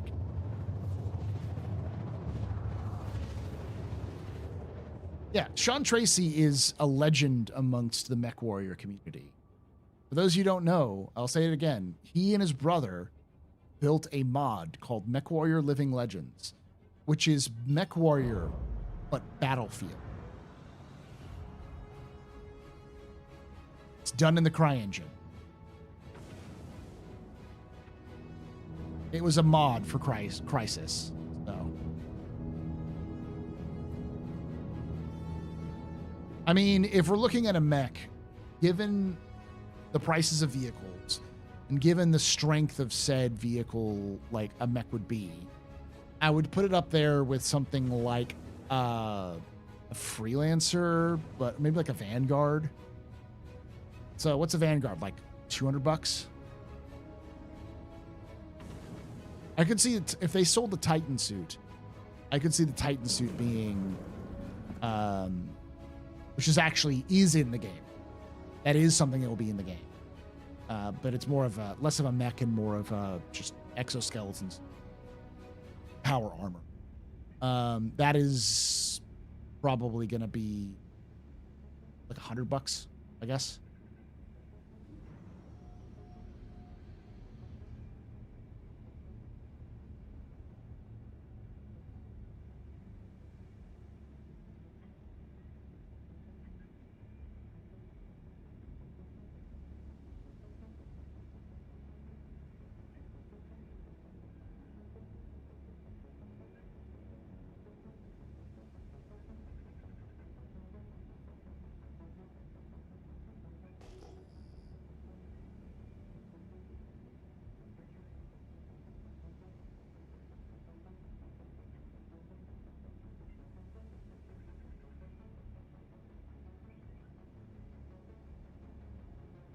Steal the front gun off this thing. Steal the front gun off this thing. I'm going to steal somebody's ship because I am a piece of shit. Steal the ghost gun off this thing.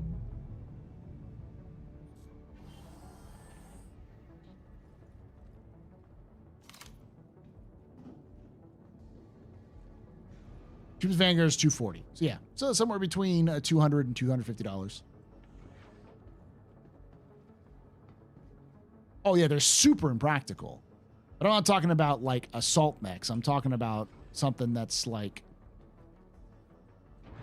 size of a 2-story, 3-story building.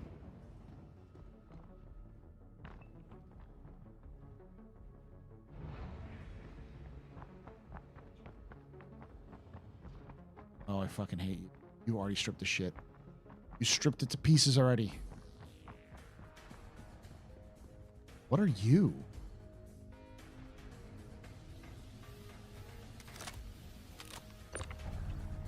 Quantanium? Chat, where do I sell Quantanium?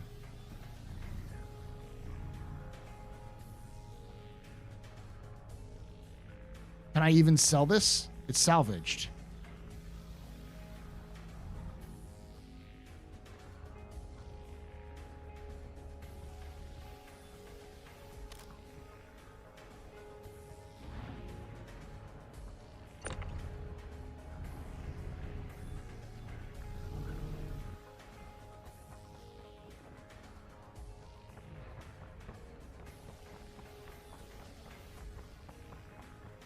No, it's about 9 meters tall, which is about the size of a medium mech, a light or medium mech.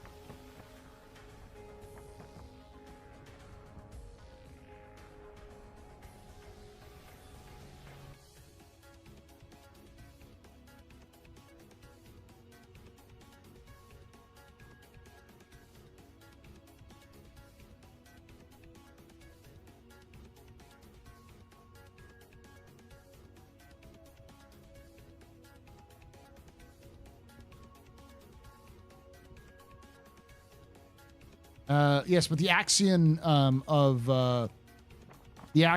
of Star Citizen is that which is coolest gets made.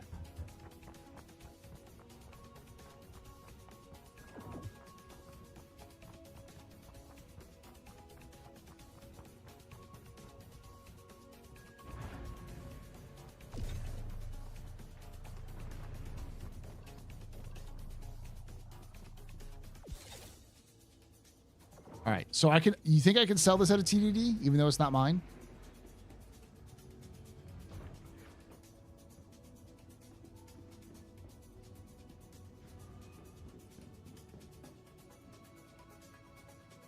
That's true. Where's the BMM? BMM's got mechanics that aren't built yet. But it's been sold. It's going to be in the game at some point.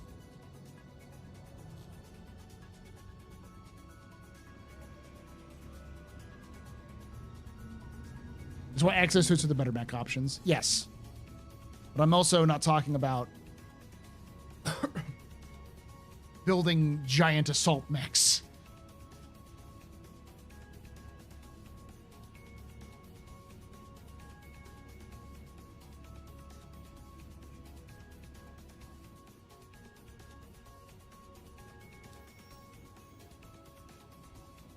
I'm talking about something that would be able to be able to like take cover behind buildings the size of the size of in most cities.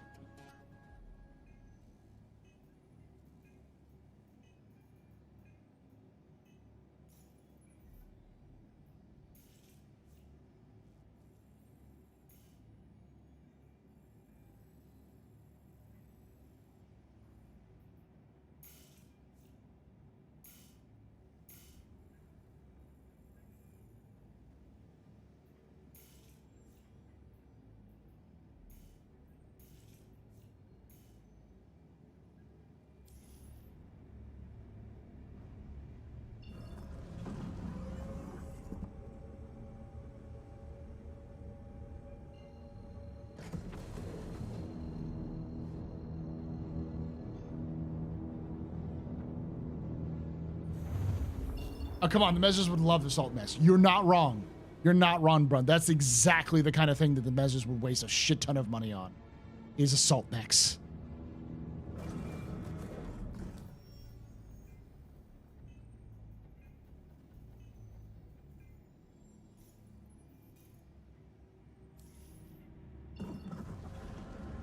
I'd also like to remind people that Star Citizen has World War II dogfighting and bird aliens.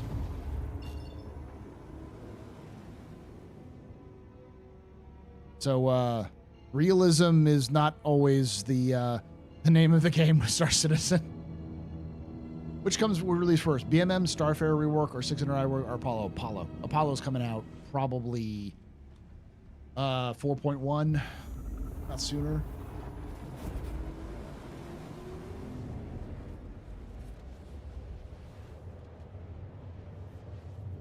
Pat Labor sized mech. Pat Labor mech is about a story, maybe a story and a half tall. So like 4 or 5 meters tall, which is about the height of most ships.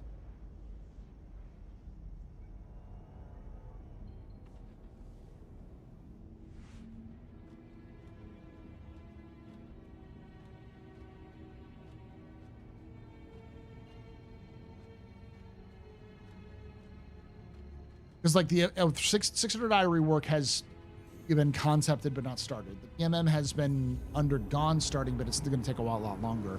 They hadn't even done the Starfarer rework. So.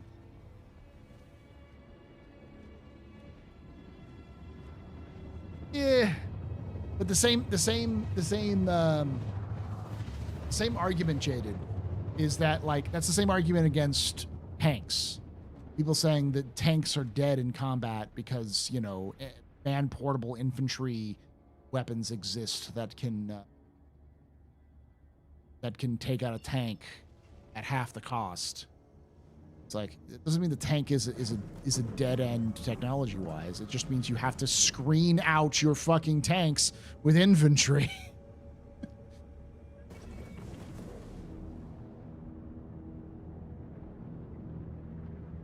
You need infantry support for your heavy armor. The heavy armor is still valuable.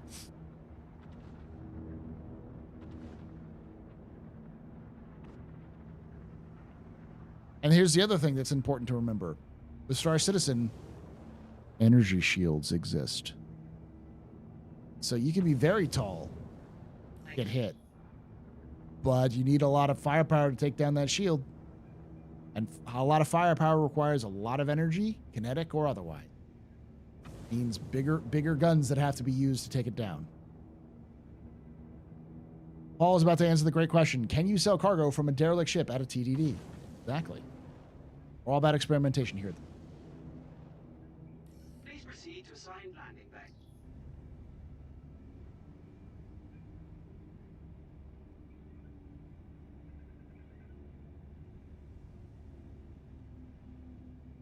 Markers.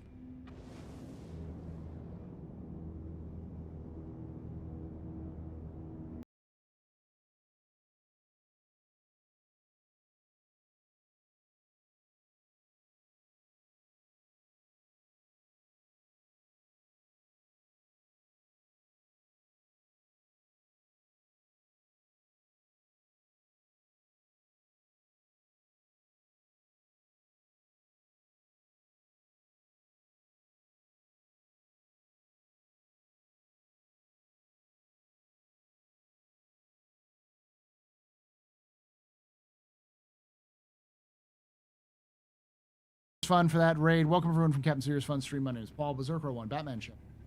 Bartender here. At the AstroPub, your space bar at the end of the universe. Sit back, relax, enjoy the show. Got a good one for you. Welcome to my me making money by trading completely legitimate goods, while also arguing that mechs would be a great addition to the Star Citizen universe. Because I am an unabashed mech zealot. I love giant stompy robots, and I am not ashamed of that.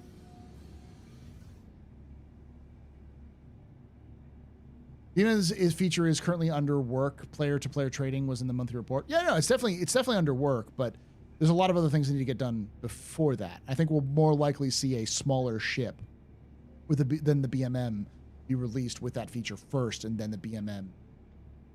Landing complete. Have a pleasant stay.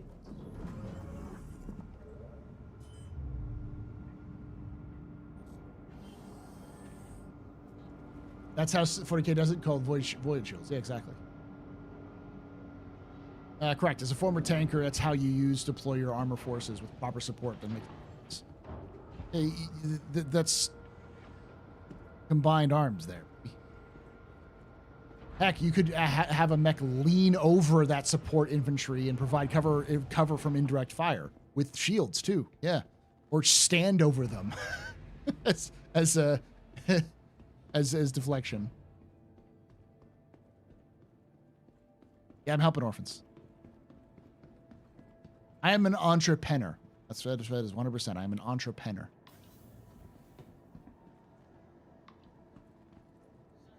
That's been awesome, but it also increases use of ground vehicles in general, which would be cool. Yeah.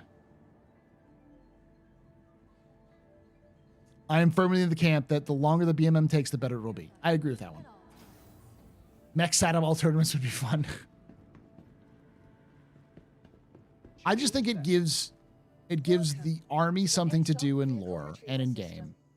It allows for a good, fun enemy,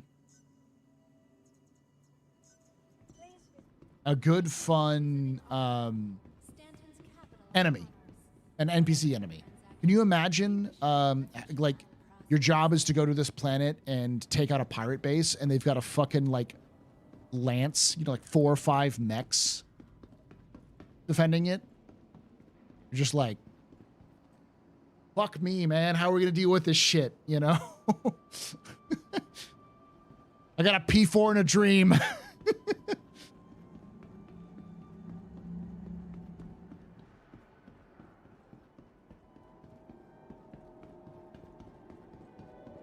Railguns and tanks, I think. Lots of railguns. That's an expensive job, though. how much a railgun. Each railgun shot costs 5 million credits. Or what's the joke? It costs $5 million to fire this weapon for 5 seconds.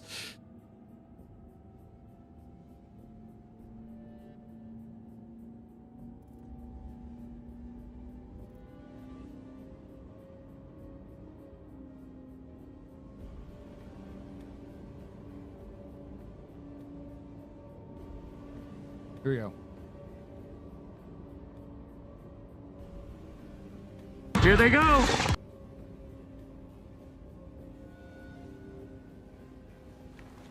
It costs $400,000 to fire this weapon for 12 seconds.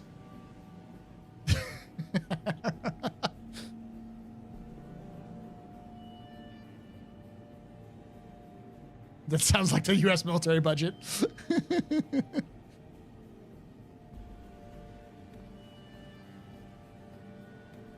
Oh, yes, the heavy, yeah. Gotta say, railgun ammo being more expensive, being more than most missiles is crazy. I think it makes sense. A, in its usage, because that thing can take out a ship in like 2 shots.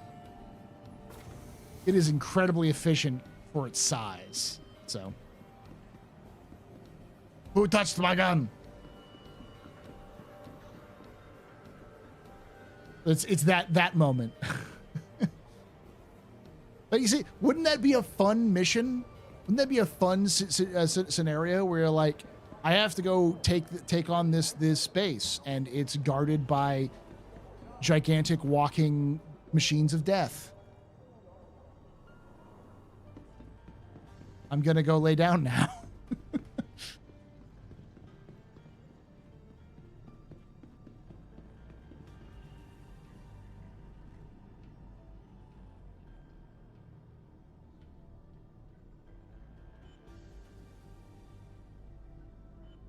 I can sell them. Yes, I can. Silly impatient noob. I just made 50K, 44K. Oh, characters in Team Fortress are great.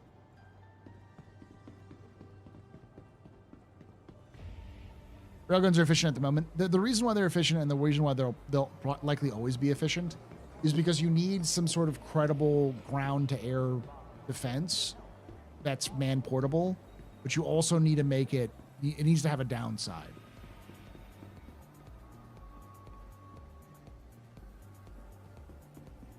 I know, right, Fishy?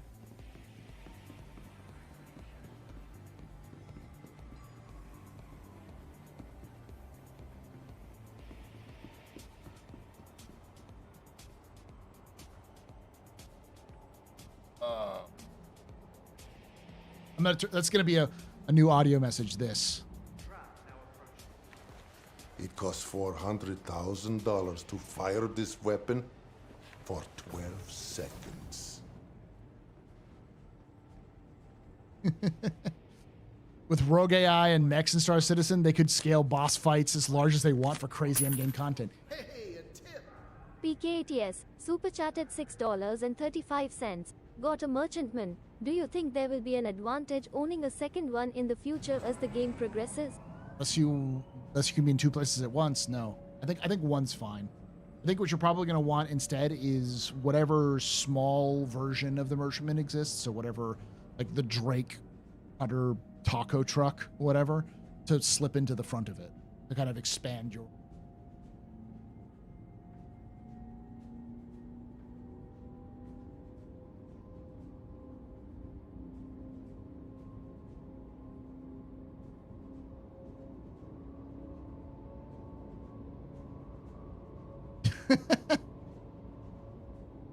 Got a mature content warning. I have to put that on there because I make naughty words. I say naughty things.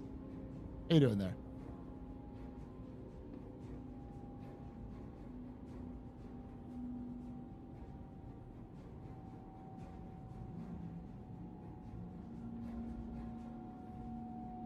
Oh, that's what I mean. It needs to cost 400,000 pub coin. That might be an option.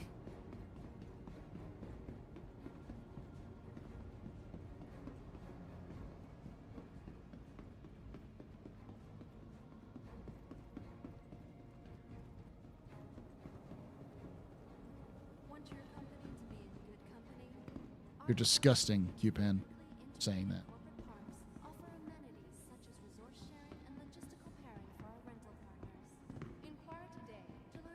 All right, yeah. See you later.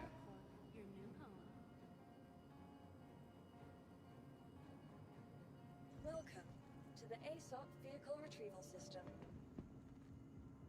What? Please visit us again. What? Welcome to the ASOP. Welcome to the ASOP vehicle retrieval system. Your vehicle has been delivered. Please visit us again. Stanton's capital of commerce.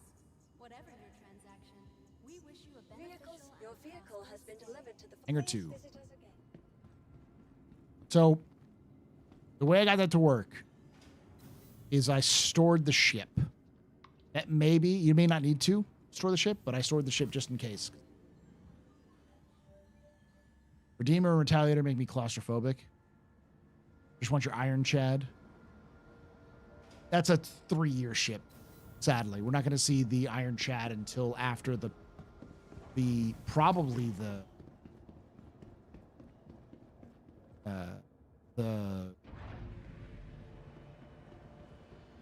what's the large mining ship from RSI? I always forget the name of that.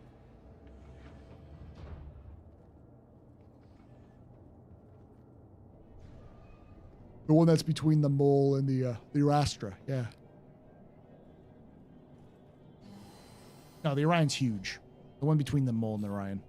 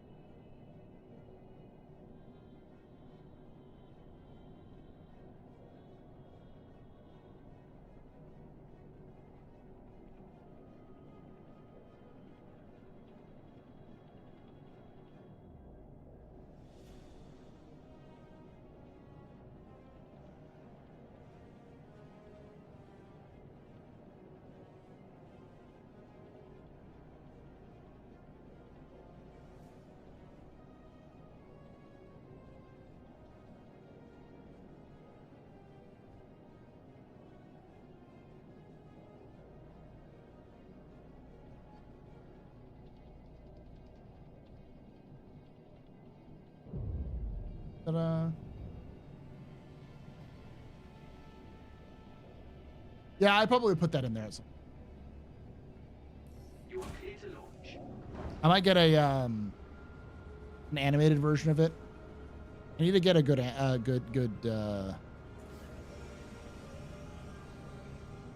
artist. The Galaxy and the Perseus look the same to me.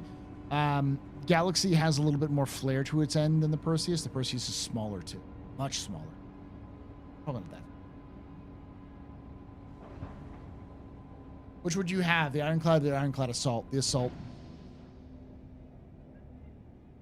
I understand the purpose and the reason why the regular Ironclad exists. It's just not not a bulk freighter.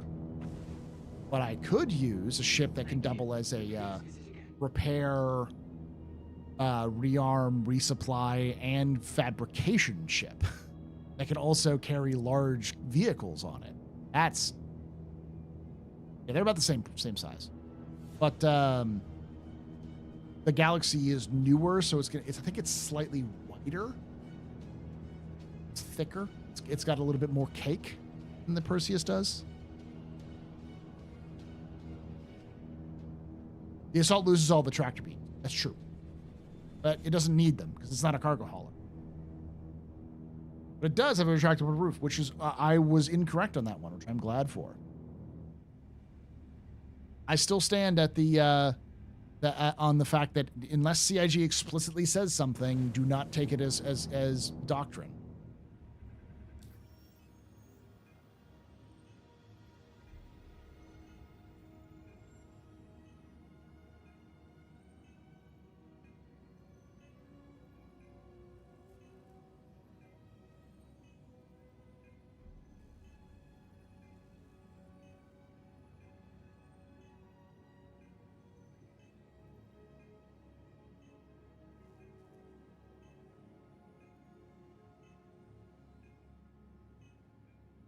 Someone finally responded with a full detailed. So doctrine on my doctrine video.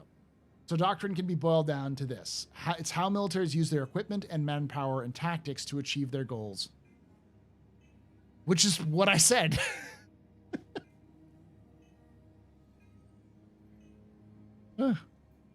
It's like, so basically what I said. Because what I said was it's what the military does, the directive the military does, given the government that's controlled. I think I did sort of talk about it like that.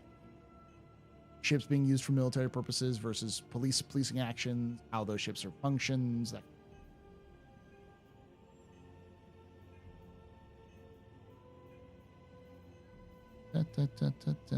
Maps, there we go.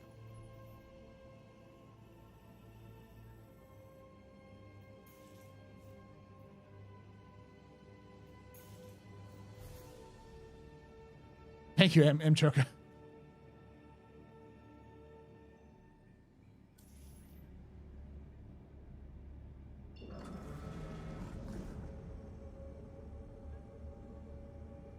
Even when they explicitly say all things may not happen, all depends on ends up being feasible and fits into the game. Even though when they do explicitly say, but that just means it's subject to change rather than it being it's not written in stone. It can still change. But the idea that, for instance, all of the documentation for the Ironclad assault did not mention a retractable roof, and all of the documentation for the Ironclad itself mention the retractable roof. Yet both also go out to mention the exact same loadouts for engines and the same command.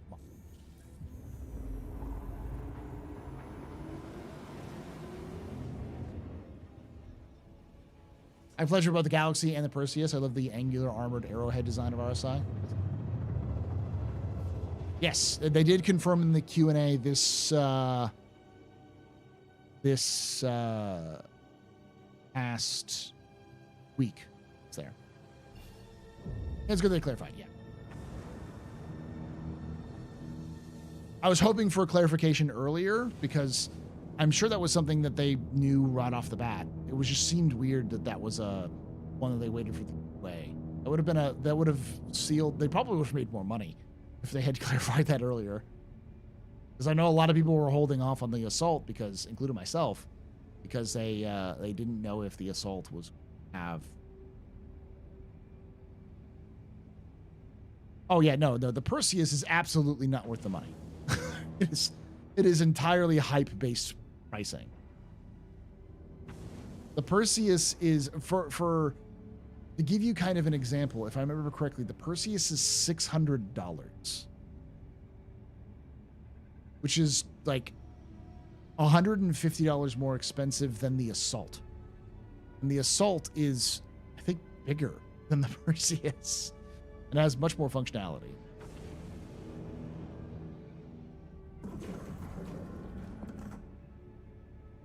It's $650 now. Yeah. So it's, and the Polaris is like $700, I want to say.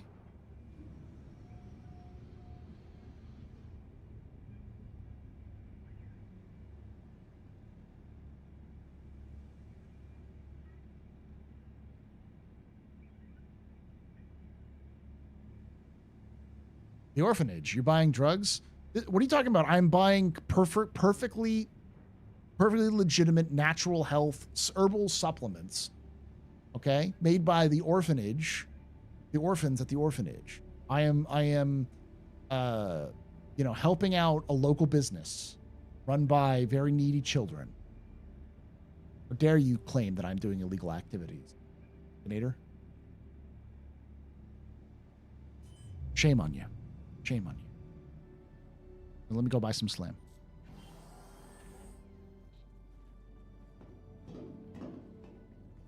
No ship is worth the money, but like we chill here and get some healing out.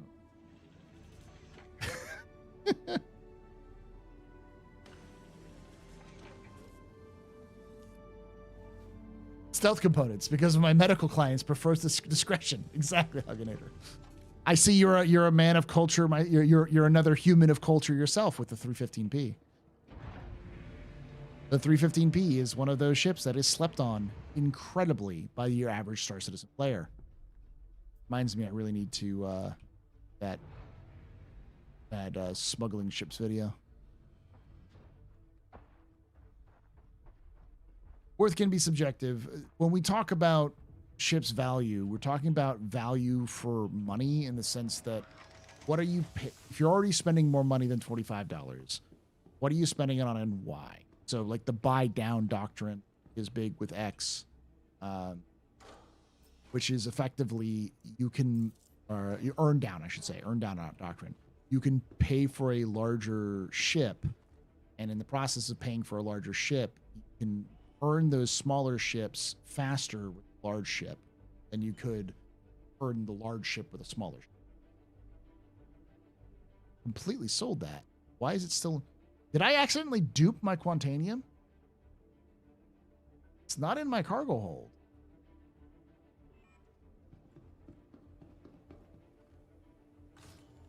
We good? It's your core pledge ship. It is so good. It is just so that you know, it is what I would say is the best smuggling ship in the game, because it has an incredible cargo capacity for its size. It's small. It's fairly stealthy. It even has its own. There's nothing in here. There's nothing in my cargo hold. Why is it saying I have 2 SEU?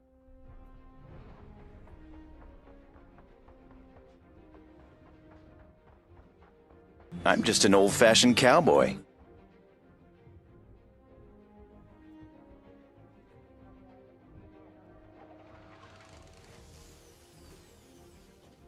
Ooh, that's a nice one. So it defaults to the stealth component.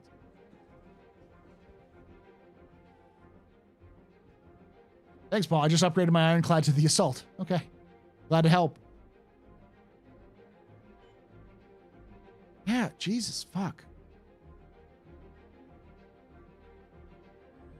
I have to claim this thing.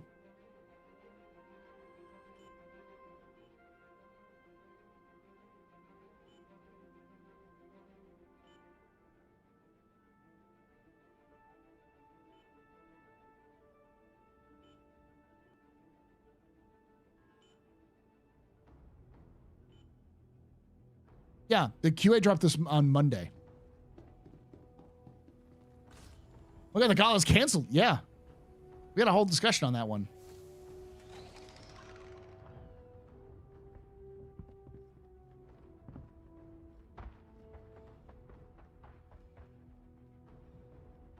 In a coffee machine, because, well, I need coffee. Y'all.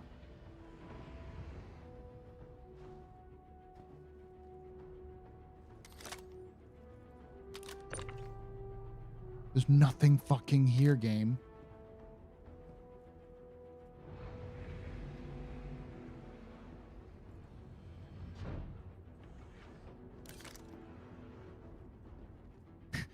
And all these weird changes. Yeah, Pasta, that's what happens. There's also no update for the monthly report, even though they had a monthly report update, which was basically nothing changed because they're still waiting on the long-term stuff. I can try to do that. I don't think it will.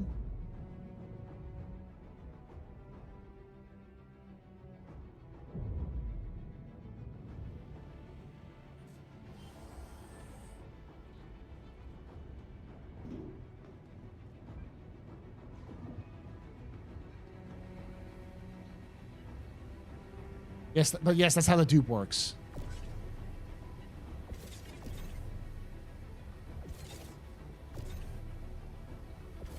Yeah, it's just an invisible box.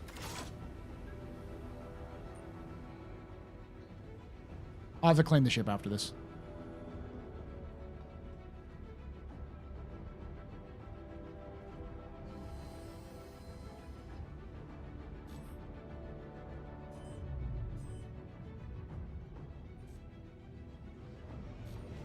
Yeah, for those of you who are wondering, the 315P, because generally speaking, the maximum amount you're going to move is about 12 units, 12 SCU of cargo. So you don't need a huge amount of space. but you need somewhere between 8 and 20. And since the 15P comes with 12 units of cargo, it is exactly the amount you run most small, like, smuggling. It's fast as fuck. It's not the fastest 300, but you're gonna, like, there's no ship with 12 SCU of cargo space that is as fast as that thing. You can just fucking motor.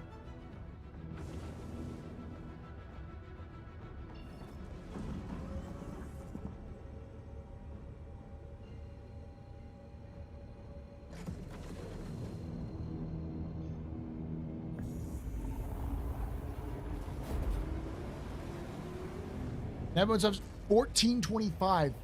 Fuck.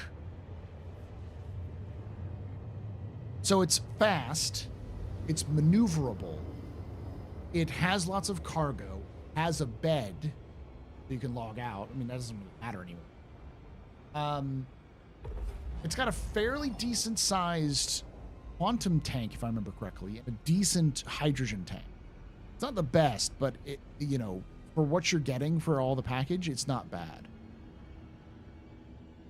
There's no ships, there's no small ships that can beat it in terms of all of the things you need to do, because yeah, it's not very combat focused, but if you're doing stuff like I'm doing, the last thing you want to do is fire your guns, because every bullet you fire is money wasted. It is much better to just leave if you're in trouble than it is to get involved in somebody.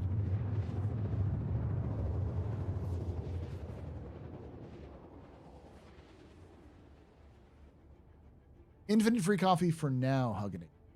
Eventually you'll have to restock the beans. The beans!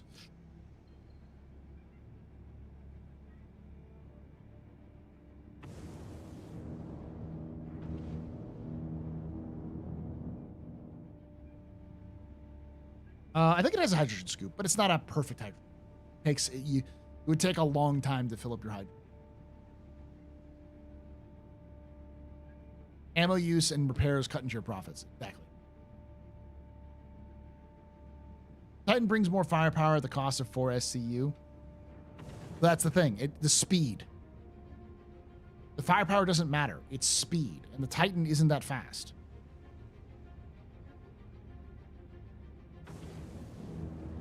And that 4 SCU can be the difference. Like, you'll see this. I've got 4 SCU of, like, SLAM on board. It cost me, like, 40K to do that, to buy it. And I think I'm going to be able to sell it for, like, easy 60.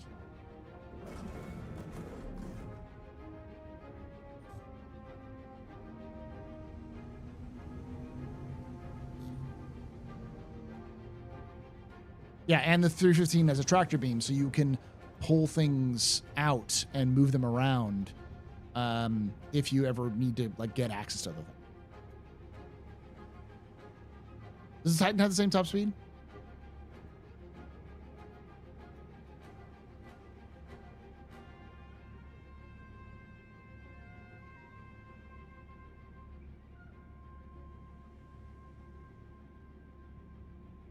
But yeah, with full stealth components at 315p, you can activate stealth mode, still go at full speed. People can't see you above 2K. It's exactly what you need, because it's stealth, speed, maneuverability, and cargo. Those are the things that matter. It's one of the reasons why, and you can already tell that, because at the end of the day, if you look at something like the Mercury Star Runner, which is a smuggling ship, you can see what CIG is going for. Yeah, both are at 114.25. That's almost certainly a temporary thing.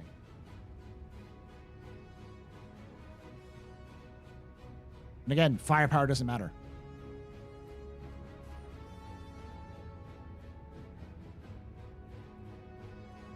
Like, if you're getting into a fight, you might as well not be in the...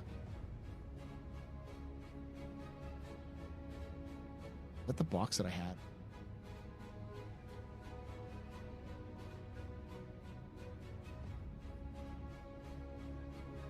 Yeah. That's the problem about the MSR right now is it's very visible. Because what it lacks in stealth, it makes up for in just speed and durability.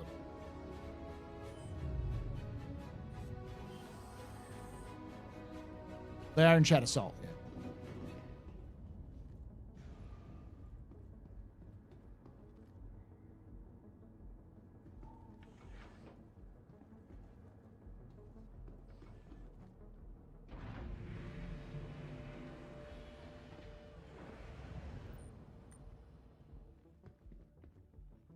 I'd say the 315 is better as an all-rounder unless you include bounties, which are complicated. And that's the reason why I say people sleep on the 315. It is a really good smuggling ship. It is going to absolutely excel at smuggling once they start adding sensor gameplay and aspects. That is its role. I also think it's going to get a lot more quantum fuel. I think it's going to be one of the most largest hydrogen and quantum tanks in.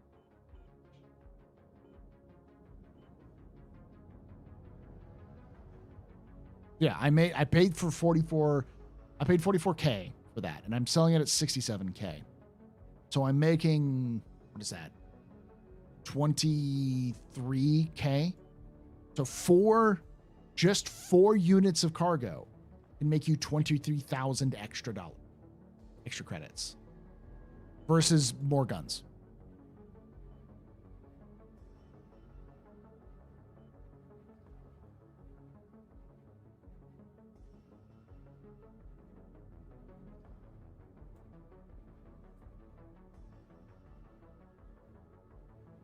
More guns. Now you're talking. I think I did my math right.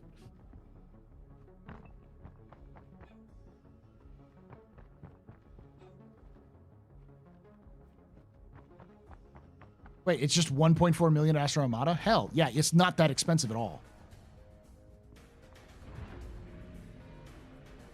Yeah, and 315p is also advanced sensor suite, so it's designed for... There you are. That's where you are.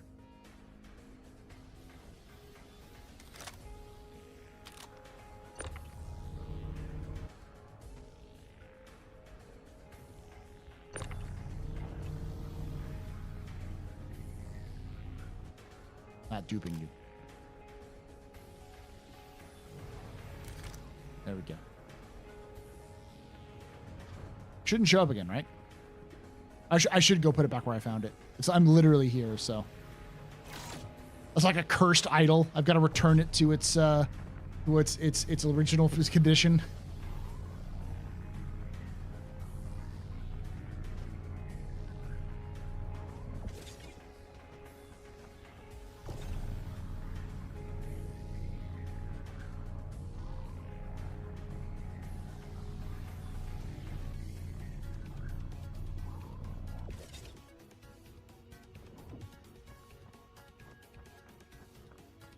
Basically, until such time as VLRT MRT is offering decent money, you're better off with 350p as a starter because the Titan may be better at combat, but things aren't up to aren't worth the repair cost. The thing is that it's also the 315p has consistently been good for cargo running and for smuggling in Star Citizen for years. It has always filled that role well, which tells me that CIG is intending for it to fill that role. It's retaining its tractor beam, also indication. So while something like, I think the Cutter has 8 SCU, there's 6 SCU, but it can also carry VU.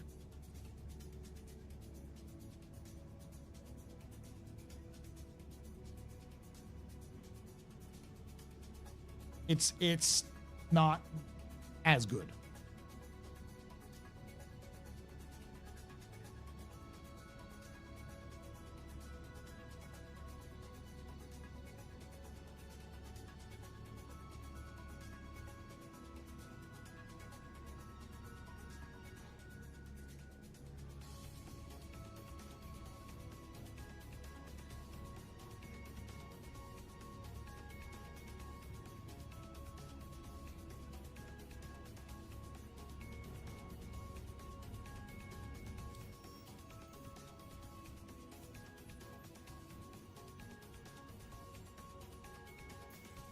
right, we do one more run.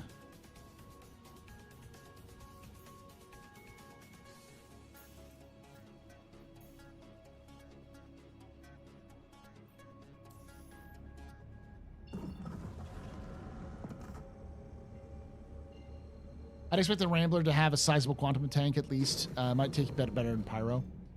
Probably. Yeah, but it's the speed. I don't expect it to have good speed or acceleration.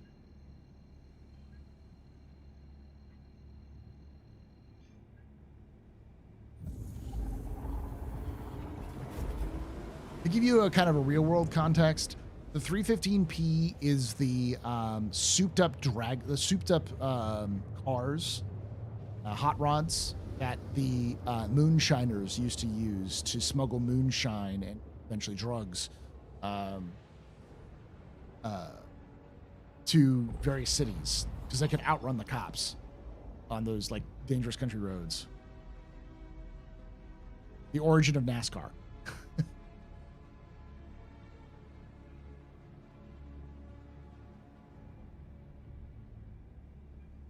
Actually, it doesn't matter if you can make it there if you can't escape the pirates. Yeah. Honestly, it would probably make sense to have some sort of tough ship that can handle pirates and run away.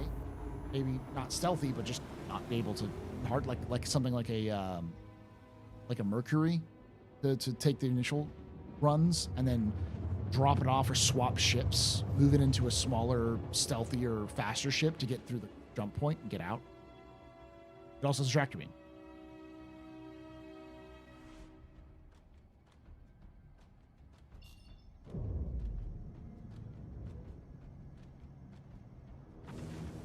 And right now, the best second ship to do this sort of thing in is like the Cutlass Blue, Red, or Black. Maybe the Freelancer Miss, but it's just you don't have the speed with it. You might be able to do it in something like the C1, you know, but the C1 is a lot of cargo space for not a lot of.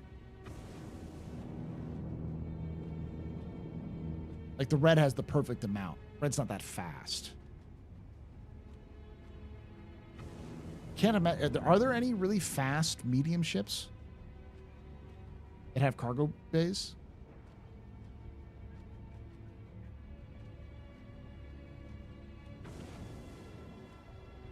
I found that the Cutlass series is the best, just in general for that sort of thing.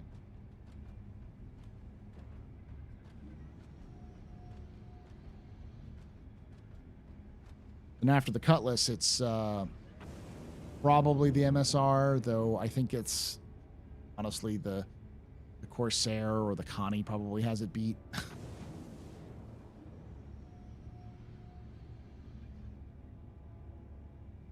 Because of range. But once you start getting up into the large ships, you're not smuggling in ships. Unless you're doing multiple jobs.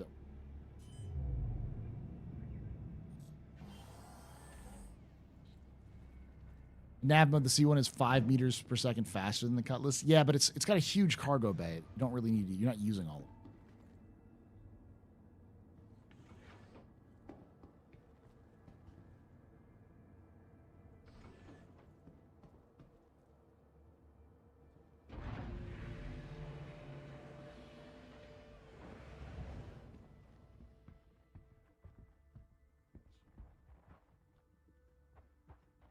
Bounce when I do.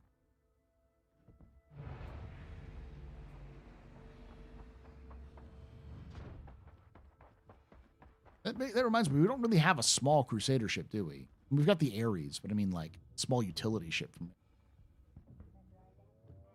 That would be something that is like 20 SCU of cargo, as fast as the 300 series. That would be right up Crusader's alley.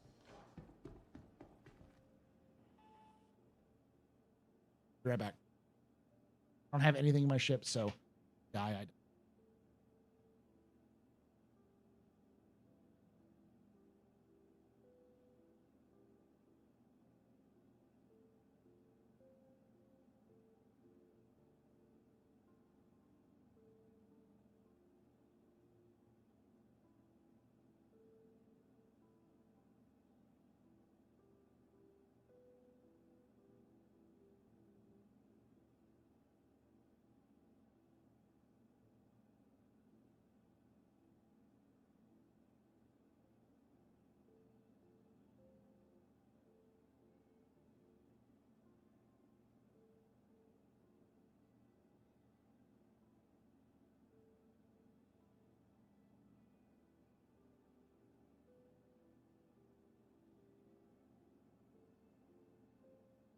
Yeah, but this is unreliable. You don't always have this. Last 2 runs I was lucky to get 4 SCU. Both. And even then, you're not using the maximum because you can only buy 18 and 19, respectively. And so also may not be accurate.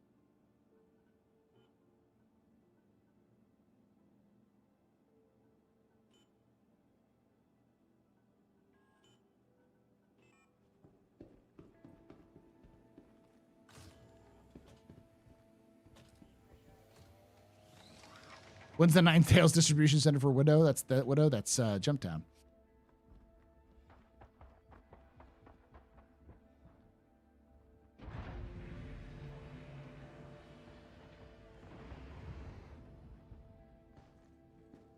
Thank you for watching, by the way.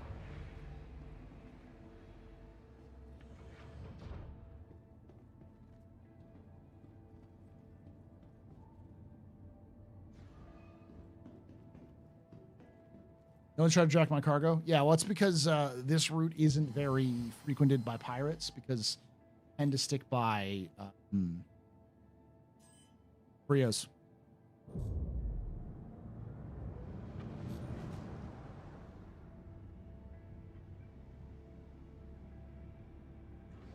Stupid. My mode.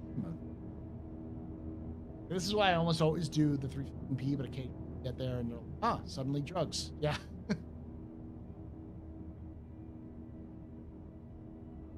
lot of pirate action in Hurston. What's going on in Hurston?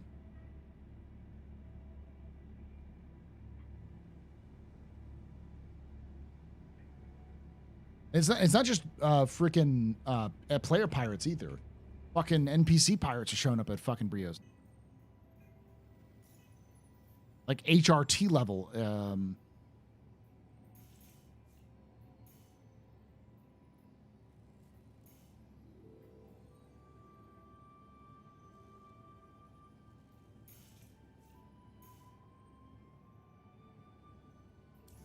Is it one of those RMC places?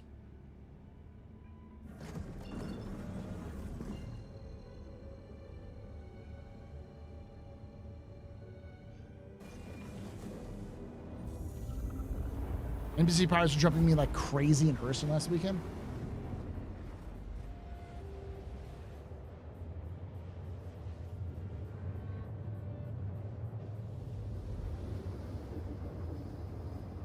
Last night I was doing a box delivery in my cutter and I went to do to a mining site in Daymar. Was chased away by an Ares Inferno.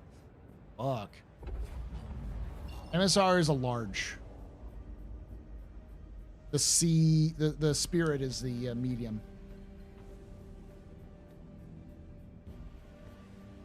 There's some size variation now in all of the different classes, but it's class.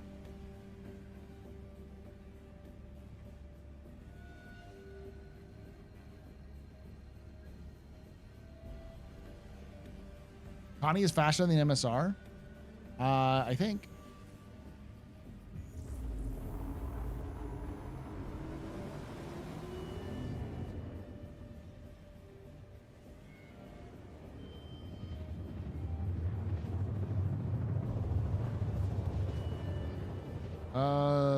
Max speed. I don't know if this has been updated or not.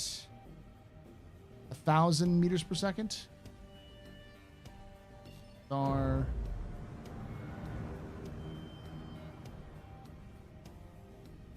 it's MSR is faster. It's 1,200 meters per second.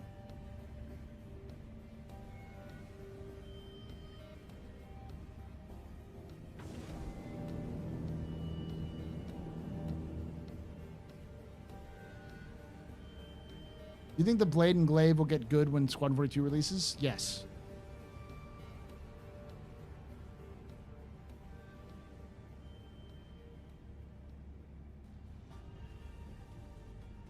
I don't mind if those pirates spawn in those areas, as long as those areas aren't noob box locations.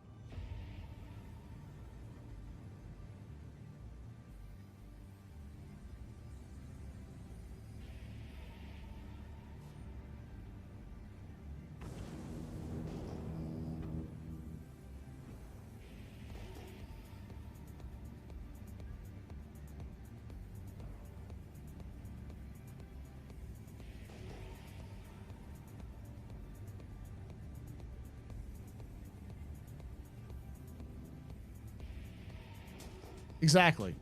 If pirates are smart, they'll go after the smaller ships like the 315P, but they're also not always going to, I guess, risk it.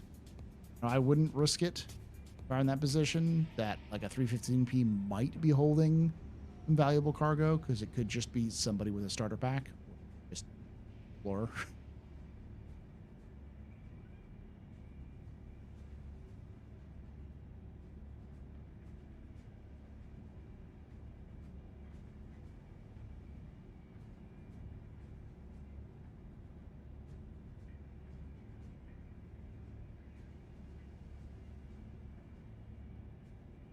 That's basically the point. I keep getting chased away, blown up by a Cuddy Black, and being spawned in things like aid shelters and armistice mining centers. Yeah, I don't mind that to add a little bit more danger, but like box missions, starter box missions, shouldn't feel like you're going through a bounty hunting mission.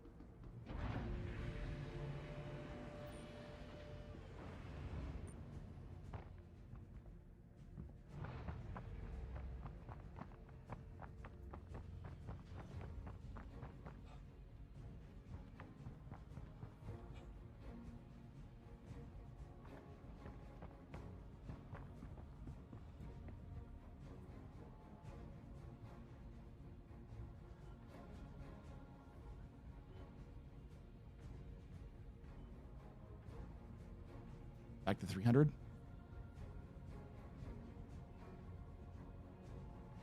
B76. Yeah, baby.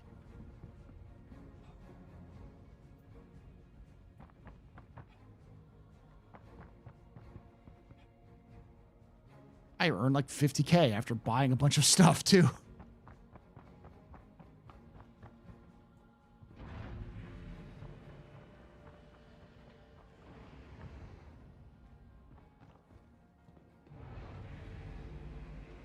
I like taking out comma rays and salvaging abandoned ships. I like that idea too, currently. When you see abandoned ships, especially around like Rios and stuff like that, you're like, oh, I can actually make some money. In fact, I'm going to go over to Brios real quickly before, logging out. Because now that I've made all the money I need to, I can risk going off and dying. What do you think of the most...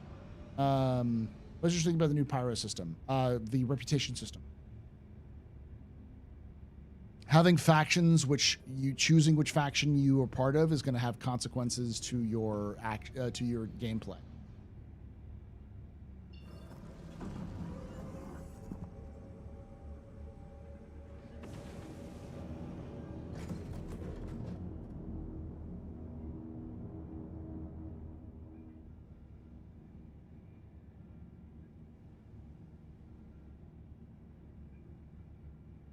Saw that the Glaive got a war bond.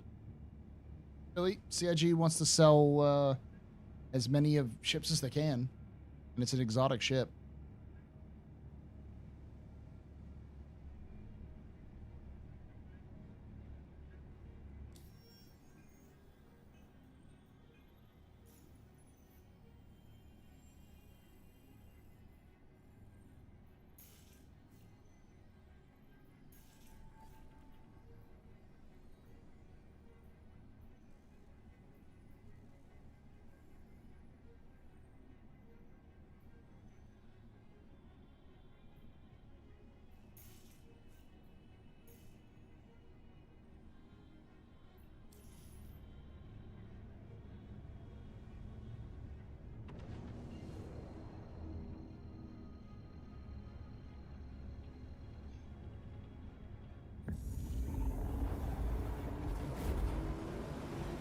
How do you think the Connie Phoenix will turn out since they implemented, once they implement AI blades and finally give it a P?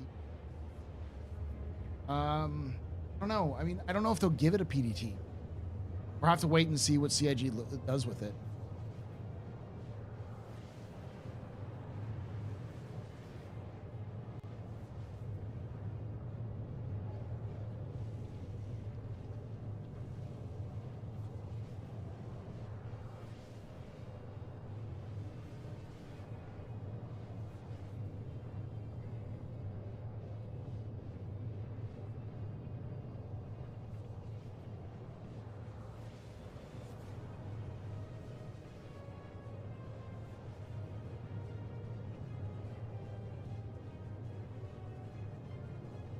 But yeah, box delivery used to be what I do to relax, just a leisure cruise for me. I enjoy that.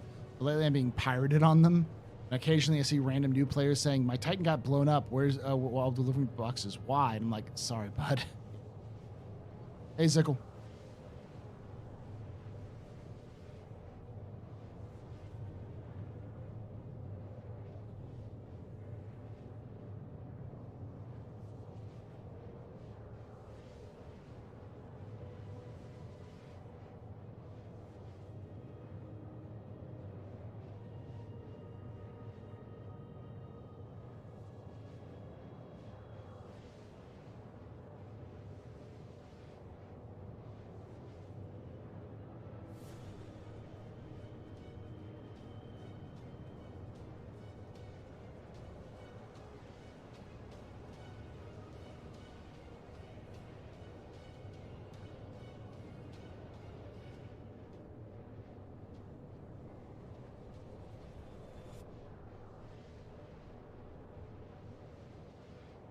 Was just on a cruise control flying into Port Tressler on a Hornet and was absolutely T-boned by a Connie. Damn.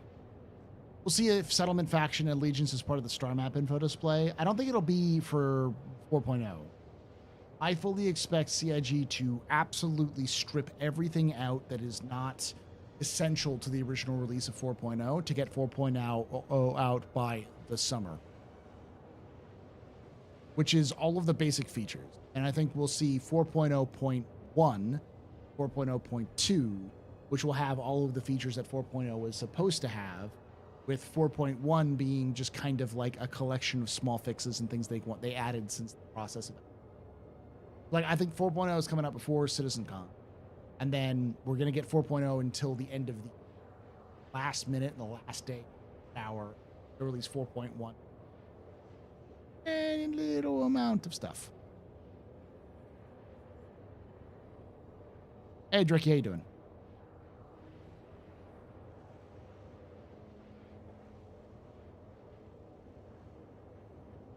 Personal hangers are in the 3.23.2. So not the next patch that's coming out, but the patch after that.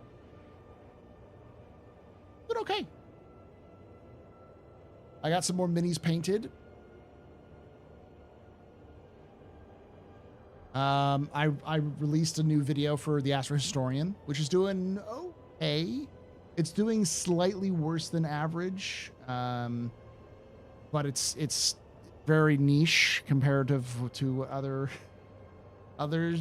things of its time, so it's definitely not going to do as well. But who knows? It could pick up later.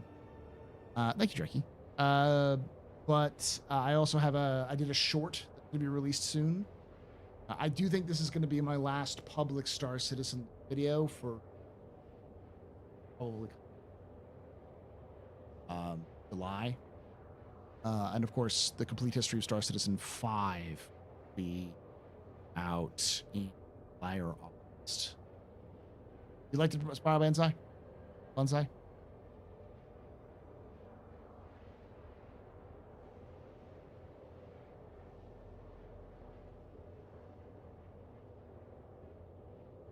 But yeah, Mark Flat. I don't think we're gonna see Allegiance as part of the. I don't think it's the initial release. I look forward to ramming gameplay. I assume that's the purpose of the Hammerhead's head.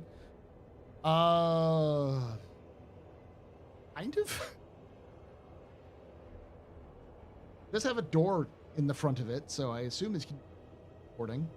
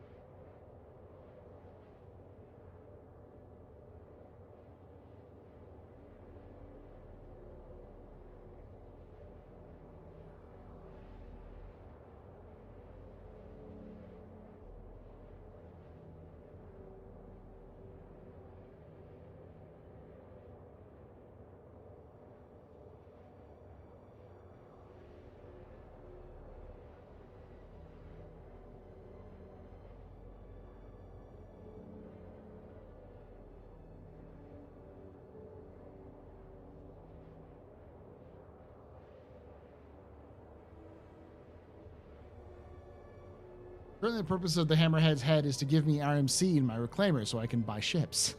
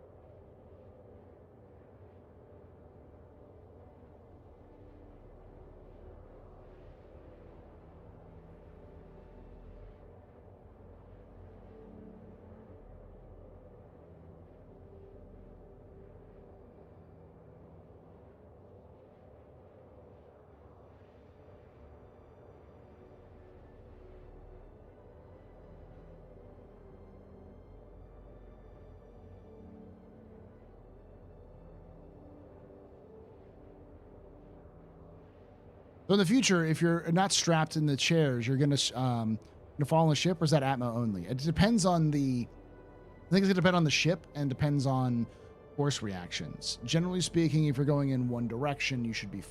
If you start making lots of crazy turns, it'll probably do so. Like right now, if I get out of the ship, the chair. Like walking around like in this kind of situation should be fine. But the second we get out of quantum, I'm going to probably vault forward because the change in velocity.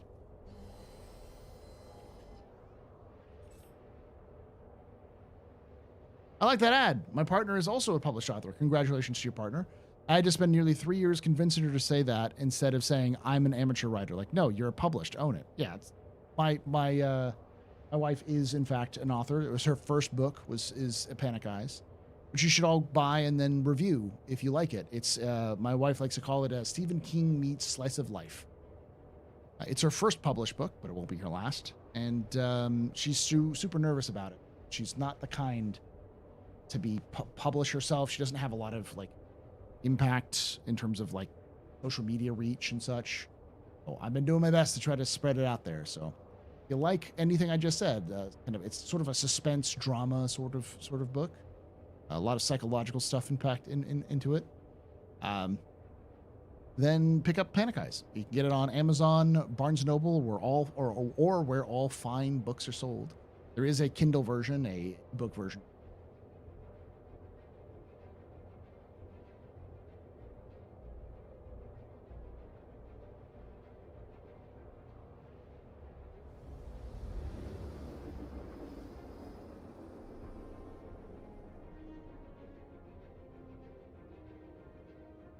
An exclamation point book in chat if you want to get that link.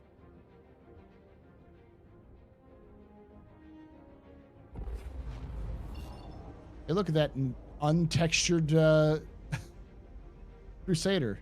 Wonderful.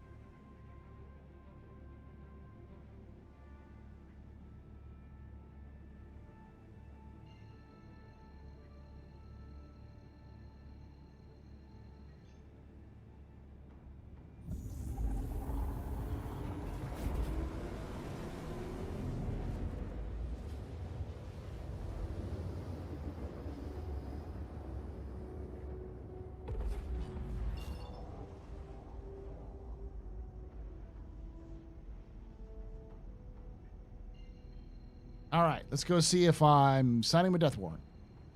Is it personal hanger should be coming next week? I'm thinking more like 2 weeks. Next week in terms of Evocati. It's not an Evocati yet, as far as I know. So if it's not an Evocati, then it'll be an Evocati next week after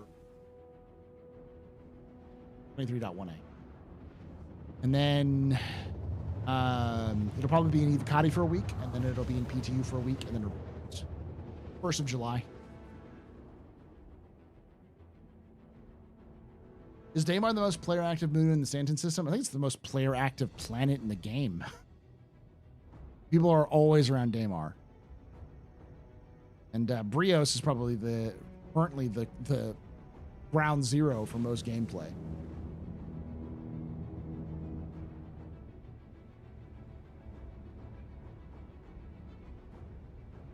Because of that.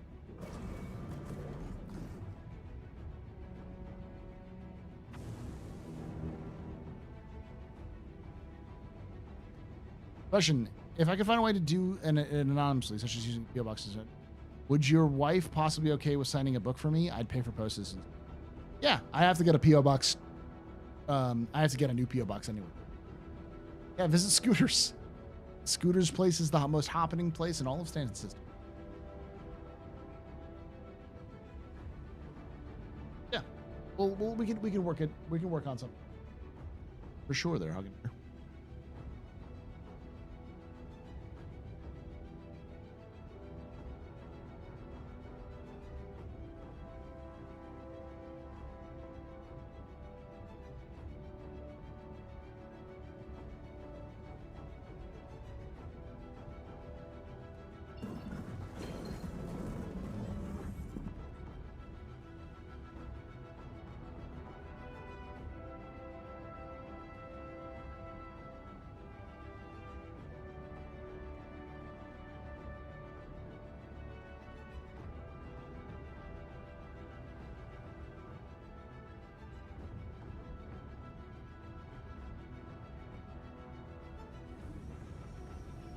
Does Evocati have a base meaning from anything?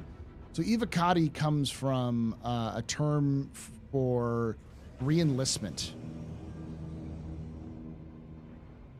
from Roman legionnaires. So you only had to do a certain term in the legionnaires unless you were like a centurion.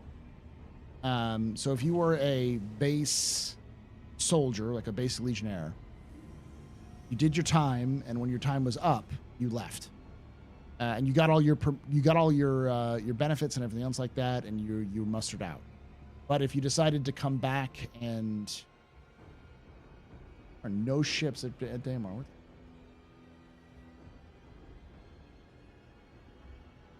Sweet, actually.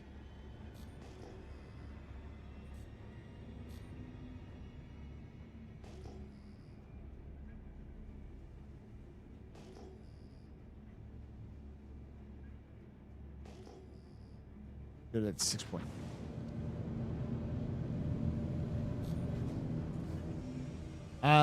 If you re-enlisted as a legionnaire after your term was up, you were called an Evocati, which basically means like duty.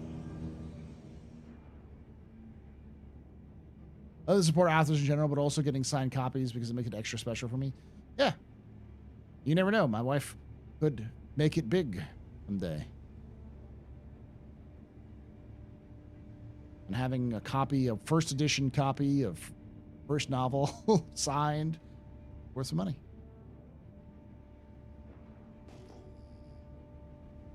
The fuck are you? You're a Merlin? Is there a Merlin?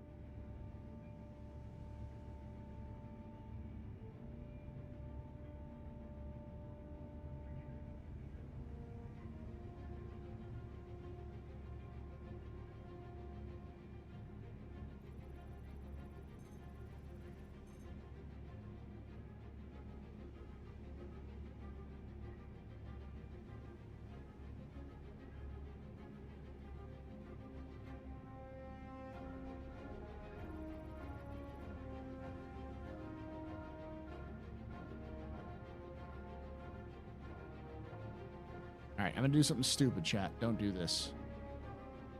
Don't do what I'm about to do. Or wham.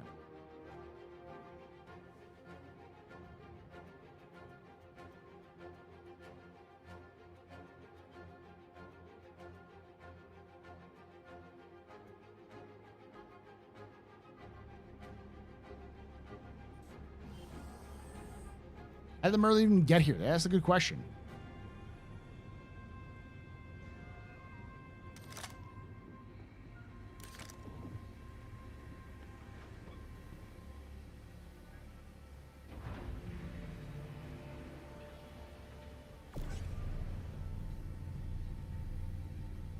What are you? Just a box. Container size 3. What is inside you, container?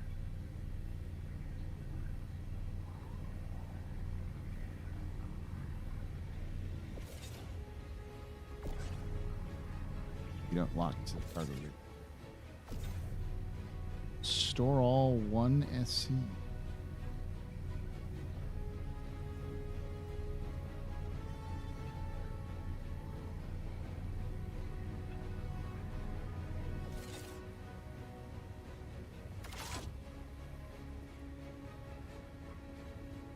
That's a lot of helmets.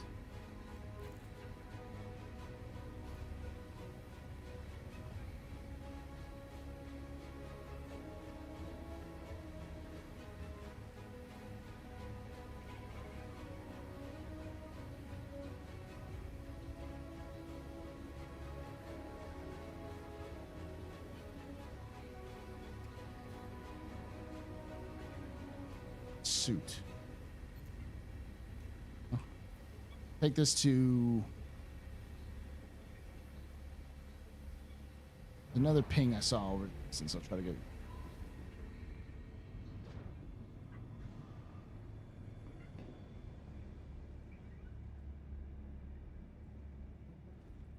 Oh, I know what you're doing. I'd never do that. I've done this.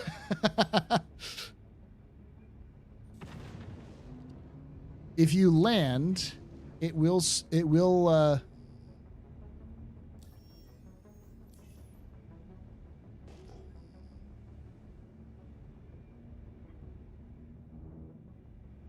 will spawn them.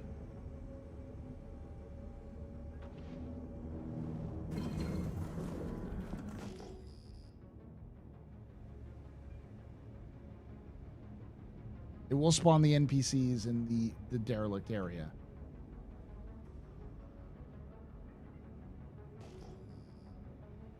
There we are. Thought I saw you over here.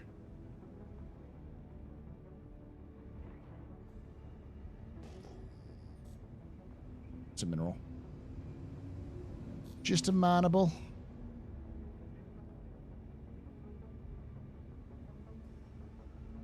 Mineable, though.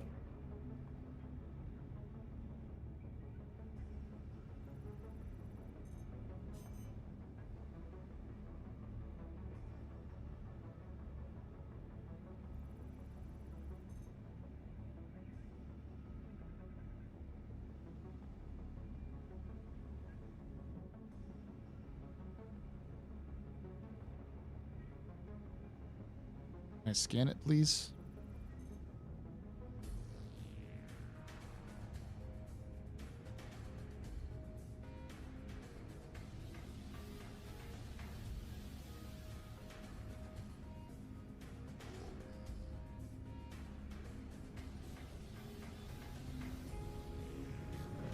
I'm about 5 meters or kilometers away. These are all probably just minables, but I double check.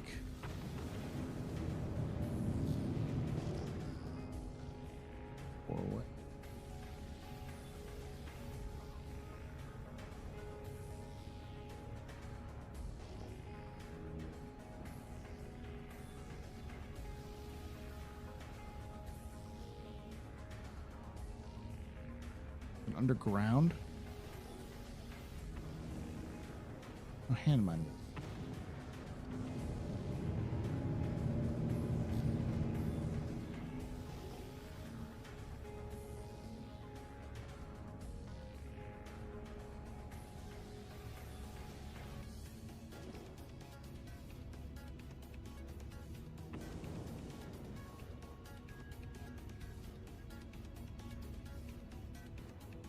Or hand mod. Okay. Head to...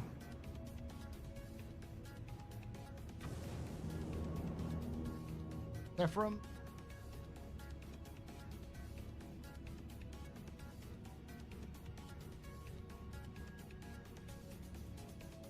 Ah, flexing those destroying mental muscles. Well, it was actually explained to us when CIG.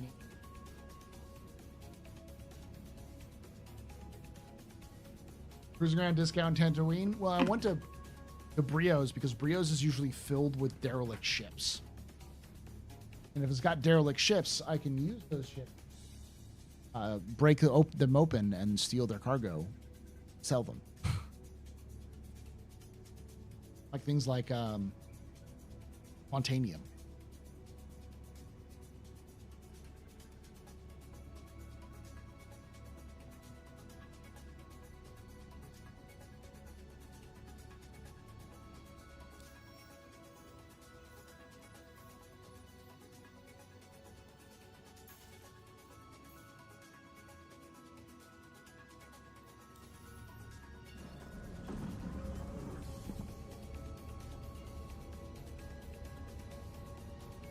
It's like when you land at the orphanage, there are 4 Cuddy Blacks sitting there. I'd never dream of cracking them open and taking all their slam. Well, the key is to crack them open without getting a crime stat. Because half the time, if you shoot them, they're still considered occupied and get a crime stat, even though they're not there and they've been abandoned.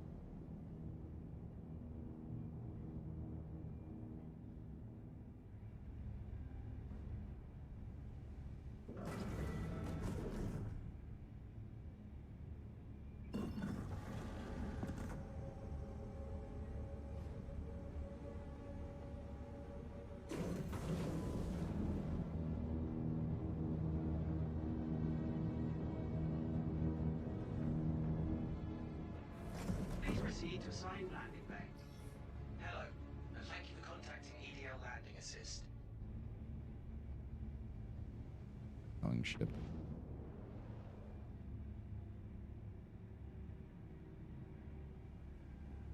So many abandoned ships.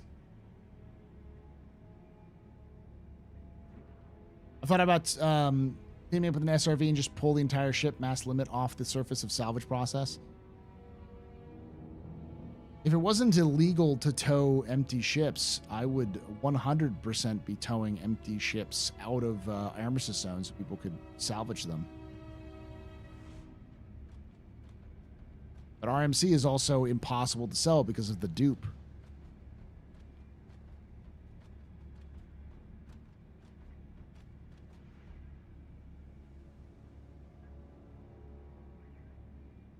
The other day I had the joy of being caught doing illegal salvage.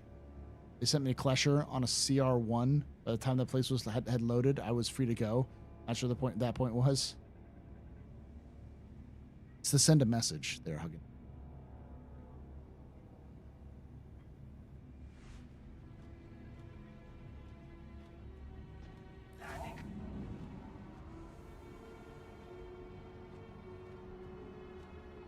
Practice doing this. Because if I don't, won't be able to end and load. Or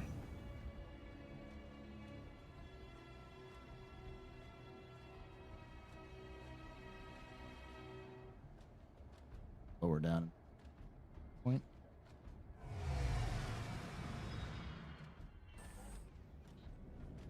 All right, let's see if I can't sell these cargo boxes.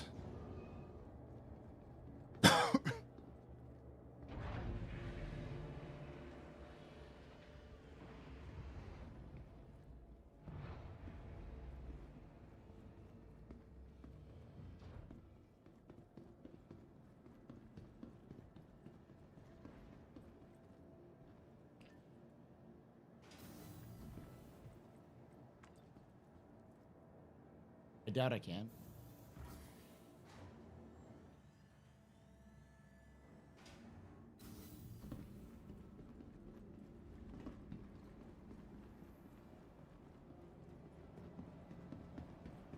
To the armor store.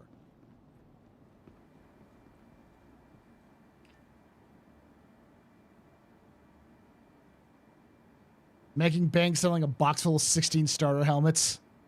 Listen, use every part of the buffalo.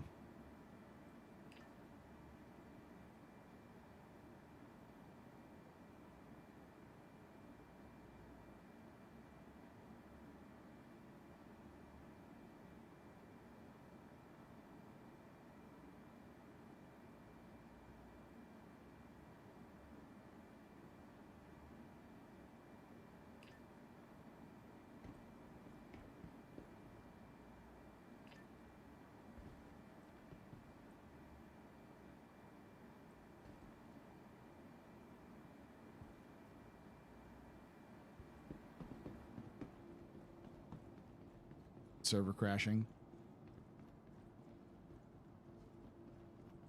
Sell the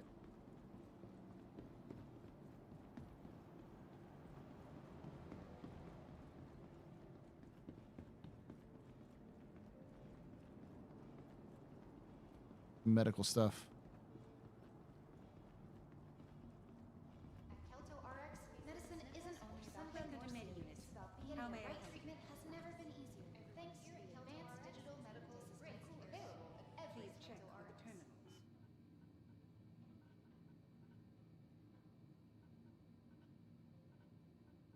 Kidding me? Feeling better? What better way to celebrate? Frost.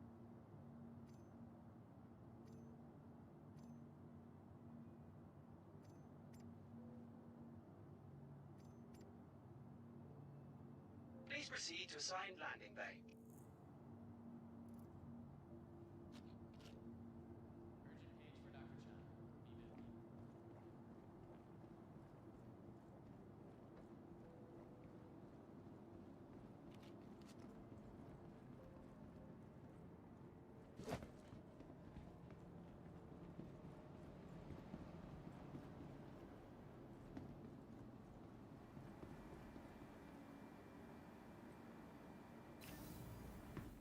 Worked. All right, cool. Galleria.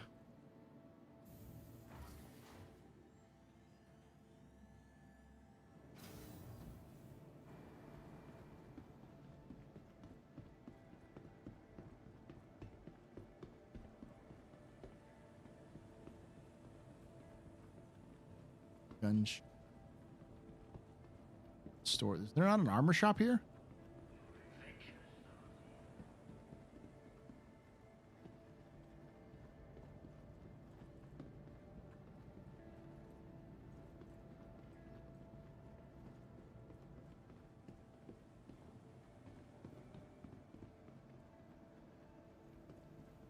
Whew. I was about to say, what the fuck? Oh.